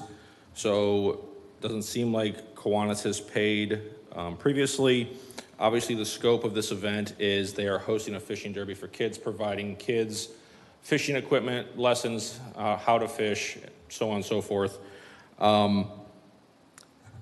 This is obviously a nonprofit organization as well. If I had a recommendation, my recommendation again would be a 50% discount, looking for direction or consensus from the commission. Okay. Is there discussion on Yeah. this one? Yes, I see everybody wants to talk. Commissioner McGurk. So this is something that it's purely personal. I cannot charge the Kiwanis organization for holding a fishing derby for little kids. My kids went to that one year. That was the first time my son caught his fish, was off of Riverside Park. And I'll tell you the difference between these kinds of fees, because we've sat up here and we've debated this. The Kiwanis also hold a party called Strike It Rich, and we held them to a fee. They didn't like it, but we did. On the other hand, with something like this, which helps to benefit the community, the kids in the community, they're doing a tremendous service. It's not for anybody but the kids. It's not a big party of drinking. You know, when we talk about special event committees and we talk about charging for these events, a lot of times it's the stuff that goes on Flagler. It's parties with adults, and it has to do with drinking and a good time. And so it sounds good when we talk about, okay, they should pay a fair share. We have staff time. We have this, that, and the other into it. And then somehow we get these little homegrown great things like this that need to continue, get wrapped up into it. And so I'll be the first one to say, I was saying we need to charge for these things. But then when these things come up, I say, I cannot in good conscience charge for this. So it is what it is. I don't think I have the perfect answer for it. But I think we waive it, we use the city commission money, or I'll write an equal check or a whole check if I have to. Mr. Hartman. So Rob, on the deposit fee, is that a returnable deposit? Yes, sir. So the total would be $350 then? Correct. And then half of that would be $175. $175, okay. Commissioner Perrine. No, I would like to make a motion that we waive the 50% like normal, so we're not opening a can of worms, and then take the balance from our same fund that we just did. When we run out, we'll look at it again, but at least we have money budgeted in that fund, and it's for the kids. And if not, then I'll write a check myself.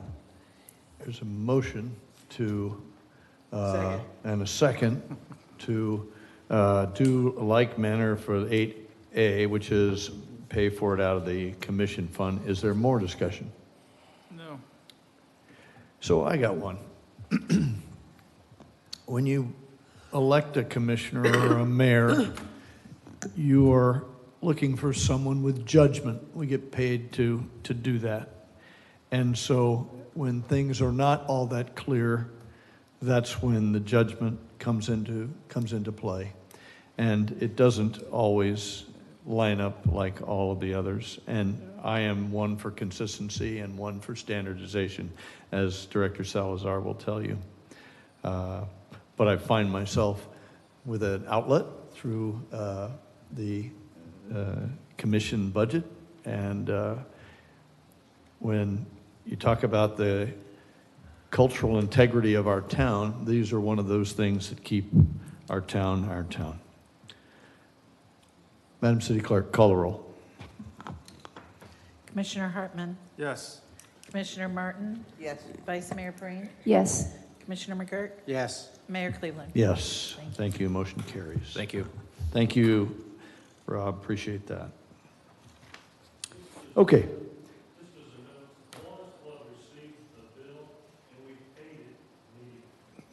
Very good.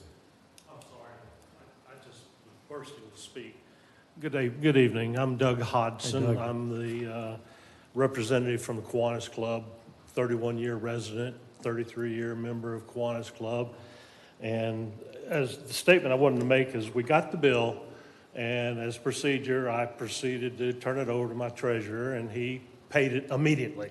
So these, we're seeking a reimbursement at this time of these fees and a waiver from this point forward. I understand the motion was made and passed for 50%. Actually, no, sir. You will be feeless. So you need to be, he needs his money I back. got it. You need to be reimbursed. We got that. But we've waived your total fees. Right, for this one and the future? No, sir, for this one tonight, We'll see you again next year. Okay. All right. Thank you for your comments. Thank Appreciate you. it. All right, on to 8C, the approval of the real estate purchase agreement for Turnbull Bay. The Assistant City Manager, Mr. Nyberg, ready for you, sir. Good evening, Commission, and thank you. Before you, you have a draft purchase agreement between Tad and Crystal Johnson for the purchase of 2.75 acres on Doster Road for a requested purchase price of $171,000. The city had two appraisals completed on the property. One was by the Robert Miller from the Urban Group of Fort Lauderdale, Florida, for a total of $206,000 estimated value on the price. The second appraisal was provided by Ronald Kraus of Edgewater, Florida, whose total appraised value was $120,000. The average of the two appraisals is $163,000. This value is slightly below the $171,000 purchase price. Now, given the disparity of the two appraisals, if you look at the appraisals in detail, there were some differences in the comparables that were used. They both used comparables that they thought were appropriate for valuing this property, and obviously came up with a large gap in the estimated cost, or excuse me, estimated value of the property. The agreement also contains provision that the city will pay for the Phase 1 environmental survey, which is about a $1,500 cost. When purchasing these types of properties, vacant properties or commercial properties, it's best practice and a typical condition of any purchase of this type that the buyer do a Phase 1 environmental to ensure that there aren't any red flags regarding past uses of the property. The sellers will pay for any title work. The city has the ability to terminate this agreement should the environmental survey result in an unsatisfactory finding at our discretion. The total cost of the city would be the $171,000 plus the $1,500 cost of the environmental study to be paid from the 2018 Turnbull Bay bond funds. I will answer any questions. All right, any questions, Vice Mayor? Sure. Thank you, Ron, for all your hard work on this, and also Carrie for the contract and answering all my questions. The thing that sparked my research on this is the $86,000 variance in such a small purchase price. That's rare, and I've never seen this, so I started digging a little bit. And the more I dug, I chuckled because I'm very familiar with these properties. And that having that variance, the Fort Lauderdale comp, the Fort Lauderdale appraisal and the comps, they used two similar ones on 10th Street. And then they also both didn't use a comp that I'm aware of. The sellers of this property purchased from one of my buyers, actually the lot behind it, for $44,000 in 2020, and this one was $70,000 in. I'm sorry, I got that backwards. They purchased that lot behind this lot that the city wants to buy for $44,000 in 2022, and then this one was $70,000 in 2020. So. I've shown the property all around there multiple times when I sold real estate. It's land that is difficult to sell because there's not infrastructure there. It'll cost a couple $100,000 or more for a road, and the water isn't there, the electricity. So it's a little wet, the land as well. So it's all the times I've shown that area for about 8 years, everybody has not been interested in the land. And then now that the inventory is flooding the market, the sales are down. So I really like the idea of purchasing this and not building on it and have to have fill and everything. My only concern is the price. So I like the idea of giving this seller a nice appreciation, because that's what we're living in right now. Since 2020, they deserve appreciation. And the number I'm looking at that I would like Ron to go back with is between $100,000 to $120,000, and that actually equals the Edgewater appraisal, which I still think is too high. But, and it frees up more money so we can go out and buy more land that we so need. And it raises the objective for them that they're not going to have a house built around them. It's going to go into conservation and we can go purchase more. So I really thank you for all of your hard work on this. I would like to see this price to be between around 100 to 120 if possible. And I did talk to Collet about the future of you not using a Fort Lauderdale appraisal to try to keep it local. We've got a lot of appraisers here because the reason why they don't know our market and they don't know the issues that we have with land, they don't come out and look at it and walk it. They do it off of usually Florida MLS Advantage. They don't actually even have access to our New Smyrna MLS. So I'm concerned about that huge $86,000 variance there. But thank you. Is there more discussion on the, yes, Commissioner Hartman? Ron, it's rated, it's zoned a R4. Yes, sir. How many houses could they put on this 2.5 acre, 2.75 acre? I couldn't answer that. I'm Okay. sorry. Oh, Jay left, okay. It's Yeah, certainly Commissioner- more than 3. I'm sorry. Commissioner I was Martin. confirming that there is no water, there's no electricity, there's certainly no sewer, so there is no road. You Correct. can't get to it. Correct. So it is landlocked without any infrastructure or utilities. I called the past seller that on the land behind it that I did the deal with, I wrote the contract for, and they said the homes around there have backed out of a lot of the purchases because of the high cost of hundreds of thousands of dollars for that to be actually improved and developed, that it's highly unlikely that that would happen. So, but, it's a guarantee. If we did it, it's just the price that I have a problem with because they purchased it so it wouldn't be developed. It won't be developed if we purchase it, but the price is the problem. Thank you. Any more discussion? Commissioner McGurk. So, thank you, Vice Mayor. I agree with you. I have a lot of concerns about that second appraisal.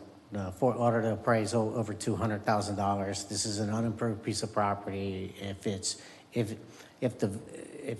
it has value for the Turnbull watershed, it's probably low or has a lot of low points in it. They're not going to be able to use that for density in the calculation for number of homes. There's a lot going on with the property. I, at this time, would feel comfortable with passing on it at this price. And, we did get an appraisal for, 120 to 2 something. I don't know where that actual price is, but I'm interested in I'm not going to approve this by tonight. Maybe we can look at it at another time, at another price, or maybe even the same price. If the committee feels very strongly, they can feel free to give me a call, but I'm not liking the appraisals on this, so I'm going to be a no on that. So depending on the motion, if Commissioner Perrine wants to make a motion with specifics about what the offer in return could be, that we could dispense with that tonight, or we could just send it back to staff. What's your pleasure? I would like to make a motion to deny the purchase of the 170 current price that's on there, 171, but to relook and offer 100,000 for the property at this time. 100. Motion to counter at 100. Is there a second? Second. Okay. Any more discussion? So for clarity, we will go back. If I get this right, we will go back. So first, let's start with there is a contract in front of you. So let's vote in the positive for that one. Got it. Get action on that and then take a second motion. Very well. All right. Hold your motion, ma'am. Is there a motion to accept the contract that's before us for $170,000? So moved. I got a motion. Second. Second. Madam City Clerk, call the roll. Who was the second? I'm sorry. Ashley Valley. Vice Mayor. I did. All right, Commissioner Martin? No. Vice Mayor Preen, No. Commissioner McGurk, No. Commissioner Hartman, No. Mayor Cleveland. No. Vice Mayor, your motion, ma'am. Yes, I'd like to make a motion to purchase the real estate agreement for a new price of $100,000. Second. Motion and second. Madam City Clerk, please call the roll. Commissioner Martin, Yes. Vice Mayor Preen, Yes. Commissioner McGurk, Yes. Commissioner Hartman, No. Mayor Cleveland. Yes. Thank you. Motion carries. Madam City Attorney, thank you for your point of order. I should have caught that. Okay, thank you, Assistant City Manager. And so now I believe we're on to ordinances and first reading. City Attorney will read the following ordinances under the first reading by title, for the first time by title only. The second reading, public hearing, and quasi-judicial hearings will be conducted on 14 May at the regular City Commission meeting. Ordinance number 1824, an ordinance of the City of New Smyrna Beach annexing .1 plus or minus acres of property located on the east side of Corbin Park Road, north of Patty Road, providing for redefining boundaries of the city, designating the property within Commission Zone 1, providing for public hearing, providing for required filings, providing for conflicting ordinances, providing for severability, and providing an effective date. Second reading and public hearing will be May 14th, 2014.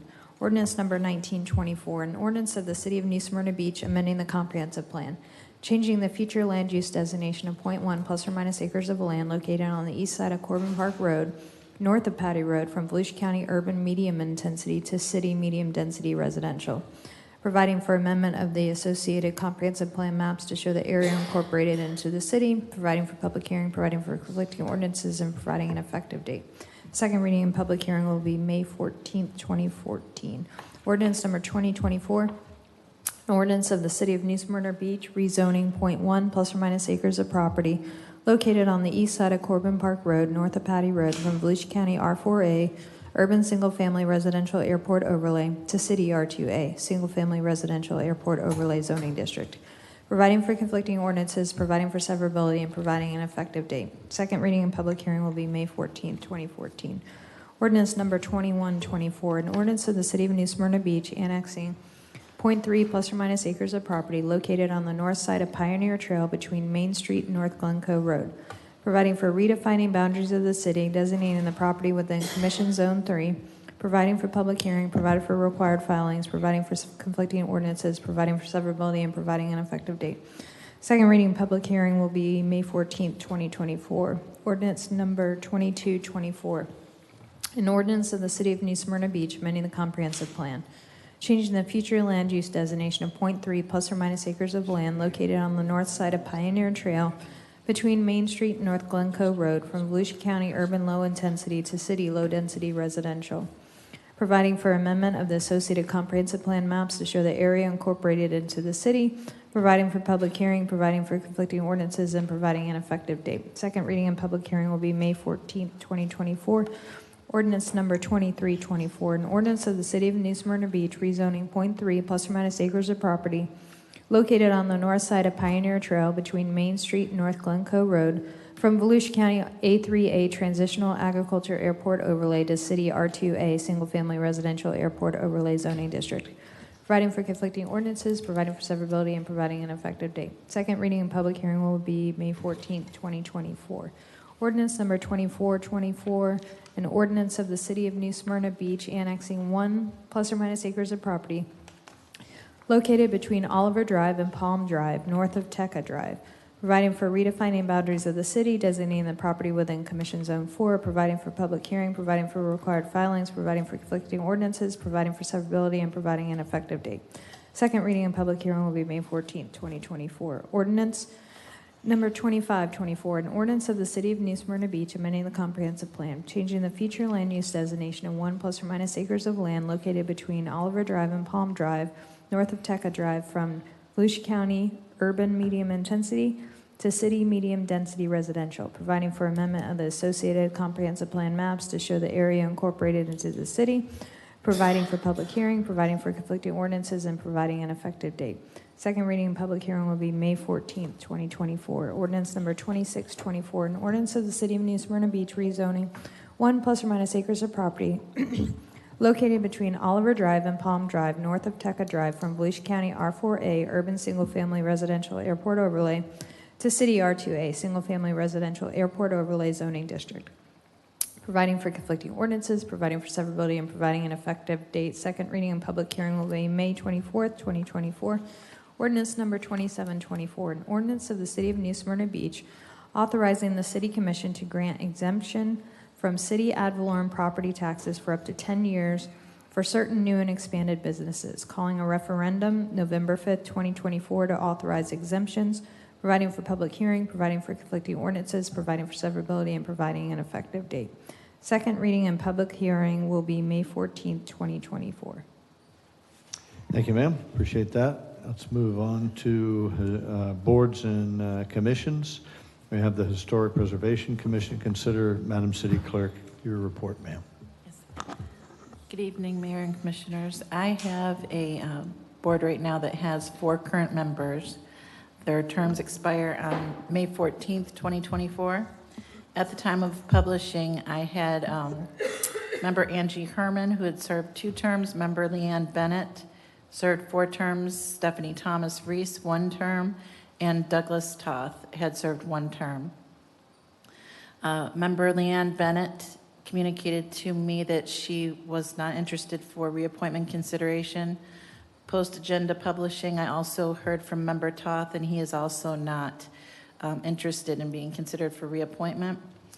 So that being said, this evening I was asking for consideration to reappoint the 2 current members that are interested in being reappointed, which is member Stephanie Thomas Reese and member Angie Herman. And then I was asking for the consideration for a nomination for the 1 applicant that we currently have, Walter Bone. He's a historic homeowner and a landscape architect. Excellent applicant. I'm planning to bring this item back on May 14th, hopefully with another applicant to fill the seat. Let's take these one at a time. If there's a motion to reappoint the 2 members, Angelina Herman and Stephanie Reese, for a 3-year term expiring May 14, 2027. I'll make that motion. It's a motion. Second. And a second. Abbott, any discussion? I just have a question about this, and it's been mentioned at a lot of our workshops, is we have a police foundation, and a lot of cities have historic preservation foundations, but we don't. Do we know why we don't have a historic preservation foundation like the police foundation, and instead we have this board? Unsure. I know that the police, I believe that they have a 501(c)(3). I'm not sure how that was initiated, though. This was, I have the ordinance up. Let me see. If you give me a minute, I could pull it up. Sure. I just, until you get that up, I share your interest. There are so many committed to historic preservation. Wouldn't it be appropriate for our town to have a foundation to put funds and initiatives and events in that area? I too am surprised and imagine something could be started. How do we go about, I know we've talked about boards before and their objectives, but now we've got 3 people up. We're going to reappoint them, but how can we make this as a task for that board to look into research so that we merge that into a foundation so we can start getting endowments and money so we don't have what's been happening over and over, definition of insanity here. I don't want to see another historic women's building like what happened this year. If we had a foundation, that would have never happened. How do we do that, Kelly? I understand your points. If you'd allow me to meet with Bob Mathen, he is the historic preservation employee that deals with this, then we can come back with some more information for you, but I'd like to research it a Sure, little and bit. I don't have a problem with go ahead and reappointing this, but that is something I think is so important that I would think that board would think it would be important too. I've heard many people from that board in the audience and other residents asking that same question over and over, and we listen, so. Right. I For understand. the city attorney, is it appropriate for the senior board to offer direction to the subordinate board to take up a matter? You could task them with investigating it. I know that for the police foundation, that was a citizen who Separate. took that initiative up. So they could, debate it and show some interest, or, see if anyone in the community is interested in taking up that task. Without objection, everybody okay with Kelly passing that on as an interest item of the commission's? Okay. So you can pass that on as an item of interest to the commission? Yes, I can. All right. Is there a motion then to approve a renewal of this 3-year term for these two candidates, Angelina Herman and Stephanie Thomas Reese? So I do have a motion, pardon me, from already have one. Commissioner You have the motion Hartman. for that. And Commissioner Martin seconded it, so just Perfect. call and roll. Madam City Clerk, call the roll. Vice Mayor Breen, Yes. Commissioner McGurk, Yes. Commissioner Hartman, Yes. Commissioner Martin, Yes. and Mayor Cleveland. Yes. Okay, and how about a motion to appoint a new member, Walter Bone, to serve a 3-year term expiring on May 14th of 2027? So moved. Second. Motion and a second. Madam City Clerk, please call the roll. Commissioner McGurk, Yes. Commissioner Hartman, Yes. Commissioner Martin, Yes. Vice Mayor Breen, Yes. Mayor Cleveland. Yes. Thank you. So congratulations to Member Herman, Member Reese, and new member Bone. The City Clerk's office will be in touch with official notification. Thank you for stepping up and serving your city. Was that motion for, the first one was for Stephanie Reese? Did you include the other name with it? No, I didn't think so. that was Angie, I'm sorry, Angie They were Greta both of them? Herman and Stephanie Reese were the We did first two, and then motion. we did one. All right, on to reports. At this time, we'll take the reports from the commission. Madam Vice Mayor. Last night, we had a First Step Shelter meeting, and actually, a Saturday ago, 2 Saturdays ago, we had a strategic workshop. So we actually did a 3-year plan for First Step Shelter. And it was a very productive meeting. It was an all-day meeting. And we'll be presenting new numbers soon for New Smyrna. And I just want to appreciate everybody's support on that. Thank you. Awesome. Commissioner Hartman. So the opioid grant process is out in the public. They put it out the other day. I forwarded it to both the police chief and the fire chief. They're looking at it and looking for things that they could apply for the grant.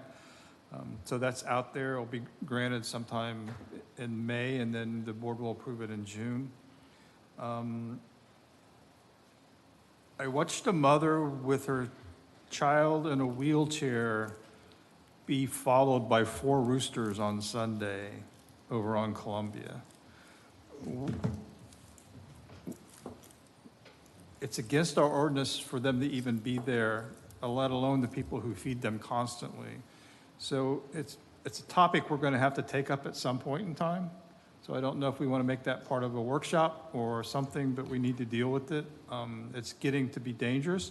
People are now have dropped off guinea hens, so we have guinea hens and roosters over on Flagler, and they're becoming a nightmare. Also, I guess it was a very good weekend because I got a few phone calls from people who live on Beacon Street about the parking, where they're parking in their yards and things like that. I know parking was over there, but it seems like every time we have a good weekend, we have this issue coming up. For those of you who didn't go to the beach, unfortunately, I made that decision to go to the beach this weekend. And in case you weren't aware, they had the Lipton Cup races offshore. And it was a fantastic event to watch all of those sailboats out there with all their big sails up. And it was quite interesting to watch them. And the chamber didn't grant them fair winds. I mean, the chamber granted them fair winds, so it was a slow process all day long. So they would have appreciated a little more wind on that particular day, but other than that, it was a beautiful day out there. Saw lots of people enjoying themselves. Look forward to things coming up for the next month. Thanks, sir. Appreciate that. Commissioner Martin? I appreciate that you've heard about Beacon. And what I'm wondering is if we could consider randomly setting up a spring break type response for high volume beach days. All hands on deck to write parking tickets, direct traffic, check for unpaid tickets to allow a mobilization, towing wherever we legally can. Since we are depending on a strong show of force to tamp down future spring break issues, perhaps a strong show of force could have the same effect on parking scofflaws. Not suggesting every day, every weekend, but like this last weekend was predictable. And to have the maximum force possible out randomly to try to get that done. So that's a request. Don't know how could I get consensus to have that looked at? So I'm certainly interested in taking up the parking issue along the beach. I just didn't get not sure what you want us to approve or get Well, a what the consensus on. consensus would be that, let's say that we tend to have, I'm making up numbers, 3 parking enforcement people on beachside on a Sunday afternoon, a beautiful hot Sunday. And instead of just 3, maybe we get all parking and community service aides out, get the tow trucks set up, and really make a show of force randomly. So I'm for taking some serious action. I just don't know the best way to start that process in terms of staff giving us some ideas of what could be done. I can offer some help. I try to refrain from directing the operations of the city. I say we commend the idea of what could be done to the staff. The police chief and the deputy chief are very experienced at this. I got your idea. I love the, hey, there are times to beef it up. And, so why don't we just turn it over to them and say, hey, the commission would like to see what you can do, what you think is prudent, city manager, with your staff, rather than us direct you of how to do what. Well, I'm going to address 2 issues. One is the roosters. I talked to the chief today, and we are going to take some roosters out of there. In the meantime, I would like to set up some cameras so we could see who's dropping them. So that's coming up. And also we'll be talking about parking. The only thing is, when we do that, if we do that, and when you receive emails from people getting tickets, please do not forward them to us.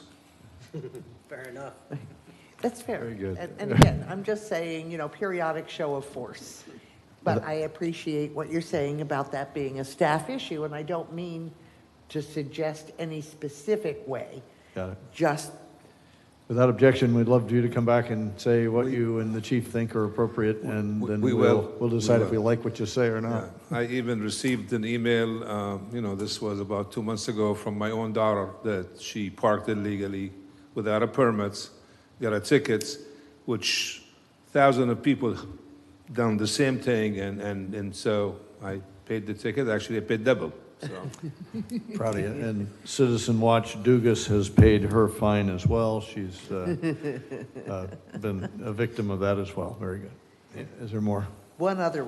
I'm concerned about a county council initiative to make our beach ramps free to Volusia County residents. Our police and fire, as well as our maintenance operations, assume a disproportionate burden of responsibility for the cost of beachside activity and safety.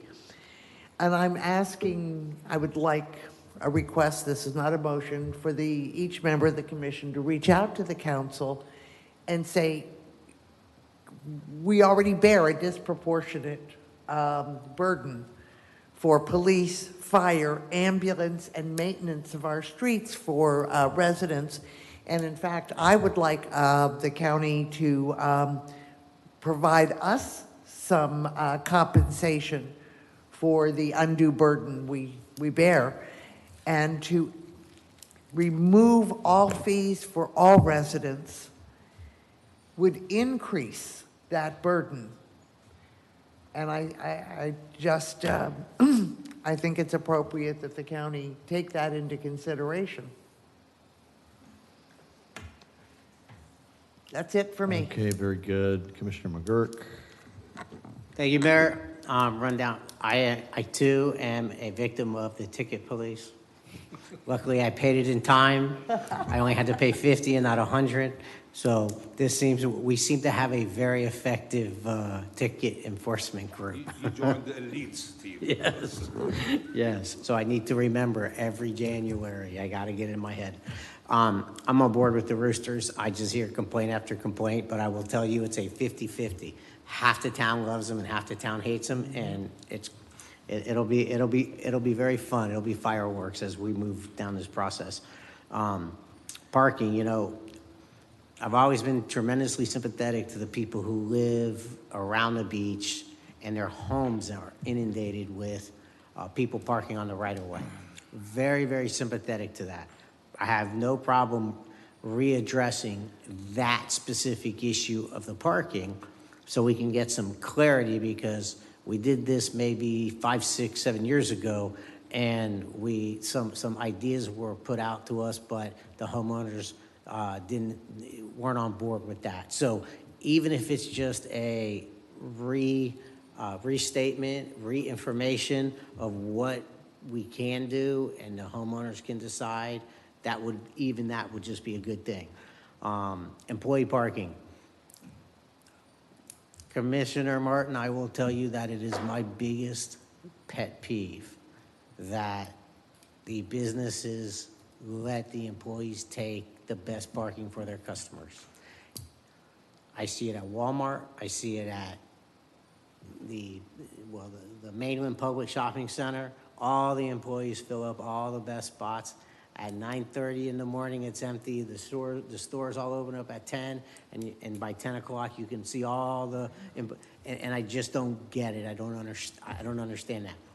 You know, we tried to use the lot a couple blocks away where the old historic watchtower was for the ocean, for subs and Nazi subs or something like that. And we offered that for parking, for employee parking on Flagler.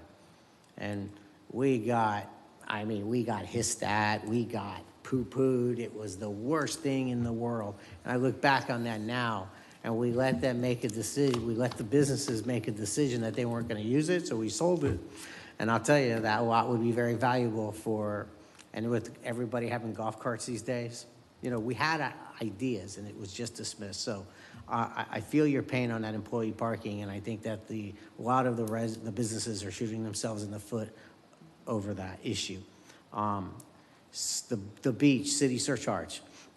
We once tried or looked at the idea of charging a surcharge for the beach driving to create funds for us. And of course, there was some legal issue why we couldn't do it, so we joked about putting up a toll booth on our city street. You know, it's all been touched on, and it'll be interesting. We've talked to the county about this, and yeah, it would be an interesting discussion. Reach out to some of the county council and see what they think. Their comments will be, we spend a lot of money in your community, but it doesn't hurt to re-engage on that issue. You know, the discussion about pensions I find interesting. By lighting a piece of hay on a haystack, but when we had to serve on the pension boards, I will tell you, I was on the fire pension board. And it never made the money it was supposed to make. And I couldn't get off that quick enough. And I would call out the plan manager. When the economy was bad, you couldn't hit the targets. When the economy was good, you couldn't hit the targets. When do you expect they hit the targets? And they never had an answer for that. So it's always been an interesting thing. And of course, as the city manager stated, the reality of the pensions is controlled by the state. So it has to go up to the state. It's a very complicated issue, and it's not something that we can beat ourselves up over. Lifting homes. All I'll say is that I think that I caution whether or not we continue with the program. I would, it has been a challenging effort. So I'm not so sure how much more of that we should be doing. City history, I've often thought that we need a specific city historian that is employed by the city and does nothing more than just researches and creates information and documentation from the city perspective. There's some older people in this community that are getting past, may not be around much longer, but I'm amazed by the history they have and they want to share in this community. And, you know, tapping into that would be fantastic. And it would not be a, you know, we have the Historical Society, we have this, it was obviously a great idea and it still is, but having a specific city historian to research and create and document all the facts, you know, from everything from the women's club to all the little different things that made this town so unique and makes it special. I don't think that would be a bad idea. Those are my thoughts. Thank you. Can Thank I you, sir. ask Jason something? Yes, ma'am. What do you think if we added that task to the PIO, like Phil, since now we have two? I don't think someone young, I don't think someone like Phil would be good at it. Not to say that he couldn't be, it's not a knock on him. But I think of some of the old people in this community who have been around here for generations, they know more just in their head than someone like Phil could ever try to reach. So, I mean, even if they were a volunteer type city historian, they're so eager to let us know the history before it fades away. I bet I can probably get at least 2 or 3 people who would volunteer some sort of city historian project so we don't lose that. Yeah, so thank you for your comments all. On the city historian, with the town rich with folks that honor preservation and history, I think with the very few resources from the city, like access to a computer and space to think and write, we would get flooded with people that would be interested in being called the city historian, a title of honor, and having a term of time that they would do that and have that passed on over and over again. I think we could really get something going there. I really like that. Back on Commissioner Martin's beach access comments, I think I'm on board and agree that this is the opportunity to really engage in the leadership roundtable, state, county, and local, and not let that go. I think it can't be a one-size-fits-all. New Smyrna Beach is the most used beach. This is our opportunity to have maybe Mr. Reckenwald and the team of folks have the conversation about revenue that it takes to run what they're doing, but the wear and tear on our city. And it's not just at the beach access, it's all the way out to 95. All the stuff that, we love it. We love the revenue it generates, that it might or might not. But I think it's righteous for the county to help us along the way, not just say, hey, tough, suck it up like every other beach, because we are so frequented. I think the data, the data is there that shows we, by far, we may even equal the attendance at every other beach. So rather than say, just vote no, and I don't know that would win the day, I would think that we can talk to the commissioners for sure, the council people for sure, but maybe, Kyle, this is you and George to say, hey, can we have that conversation? Yes, ma'am. Yeah. I previously thought about getting together with other beach commissioners in Volusia County, asking for a small surcharge that would be counted, from the county, and that surcharge would be distributed based on cars per ramp. Distributing it based on cars per ramp would, of course, put the major revenue in New Smyrna Beach because we have much higher traffic. but it was a way of equally apportioning to all the cities along the coast. Mayor, Yeah, I of brought course. that issue before with Yeah. them, exactly what you just said. I don't think it was very well received. The other one is what Commissioner Martin mentioned. If the beach access becomes free, then it's the issue is even going to be doubled.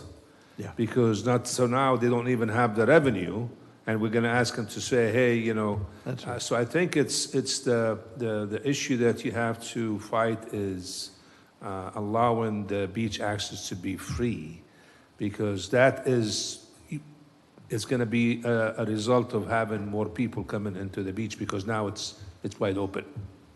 You betcha. So I think, and it's coming. It's not coming from staff. It's coming from some of the council, specifically the chairman, I think.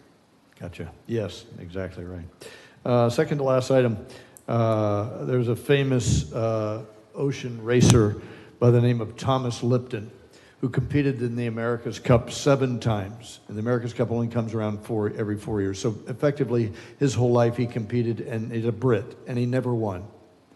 But he liked the spirit of sportsmanship on the water and seamanship. So he gave funding for 12 trophies in the United States. We have one of those trophies around all the municipalities in the United States. We have our own Lipton Cup. And so Smyrna Yacht Club is the custodian of that, and they host yachtsmen from around the world to come here annually and compete in that. And it's a really big deal, as Commissioner Hartman pointed out. But many do not know that there are only a limited number of those cups around the country, and it's a huge honor for our club to host that. Last and probably most important, the New Smyrna Beach Garden Club has reinitiated a hiatus event that has been missing from our city for 20 years, and it's the Home Garden Tour. So last week, they sponsored 8 homes. People around the community opened up their yards and their properties, and so we have reinitiated a wonderful tradition here in our small town that will keep us feeling like the coastal community that we want to be. So hats off to the New Smyrna Beach Garden Club for getting the tours started over again. Madam City Clerk, any more report from you? Yes, this is just a reminder, we have 3 weeks before the next meeting, and so the Youth Council will be interposed with you at the next meeting in May, on May 14th. Very good. We'll put them to work. Madam City Attorney?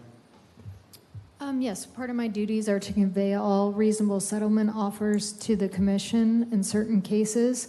While I don't think this is a reasonable settlement offer, I am, for transparency's sake, letting you know that 3311 Hill Street, with the counter to the city's offer was same as before. They want the approval of the pool, the balconies, their original application, not what you all saw, with an additional $100,000 monetary demand on top of the previous of $300,000. So I would look for a motion as to whether you'd like to accept that settlement offer. I believe it's the same analysis that we had previously. It's not really an offer. Yeah, so they've come back and doubled down effectively and said, nope, we want everything. We want the pool, want the bigger deck, want the bigger patio, and we want more money because we're being put out. So that they're playing guts ball. And so is it appropriate for us to do that now? A motion and get some formal So the direction idea from you is all. to reject or Form it in the positive, a motion to approve the settlement offer Got it. from. Perfect, understand that. Is there we'll do some discussion. Is there a motion? So moved. And a second? Second. And anybody want to talk their way through that? The motion is the affirmative to accept. If we vote no, then we have effectively denied. And is there downside to doing that? What do you see the next steps being? I have reached out for dates to put the pending application back before the commission. At this point, he's not ready to do that, so I believe he'll be putting back forward the original application, but I'm waiting for confirmation in writing. Anybody else want to ask a question or talk about that? A motion on the floor. Madam City Clerk, please call the roll. Vice Mayor Perine, No. Commissioner Martin, No. Commissioner McGurk, No. Commissioner Hartman, No. Mayor Cleveland. No. Let the record reflect it was unanimously voted down. I have my direction, thank you. Yes, ma'am. Thank you. Mr. City Manager. Just one more item. The auditing selection committee needs to have a commissioner on the committee. So I would like for the commission. Which? The auditing. Auditing. Mhm. Yes. So the commission has to nominate, my suggestion is to nominate one and have an alternate, just in case of one cannot, based on the schedule, cannot make it, you have somebody who's an alternate. Love that idea. I nominate Commissioner Perine. Second. And you'd like an alternate? Please. Nominate the mayor. Jerk. Okay. No, second on the mayor. No, I was My gonna- friends. I'll nominate Commissioner Martin. I'll second that. That's great. So we've got two nominees. Will you serve? She doesn't know the schedule, that's why I want to have the alternate just in case. I mentioned to her Yes. about July, so. Yeah. None of us Yes. want to work in the month that we have of July. I get that one. And so hopefully you can finesse that so that it doesn't happen then. All right, the motion on the floor is to nominate the principal to the audit team, and the alternate is Commissioner Martin. Principal is Commissioner Perine. Madam City Clerk, call the roll. Vice Mayor Perine, Yes. Commissioner Martin, Yes. Commissioner McGurk, Yes. Commissioner Hartman, Yes. Mayor Cleveland. Yes. Thank you. Is there more, sir? That's it, thank you very much. Without objection, we're adjourned.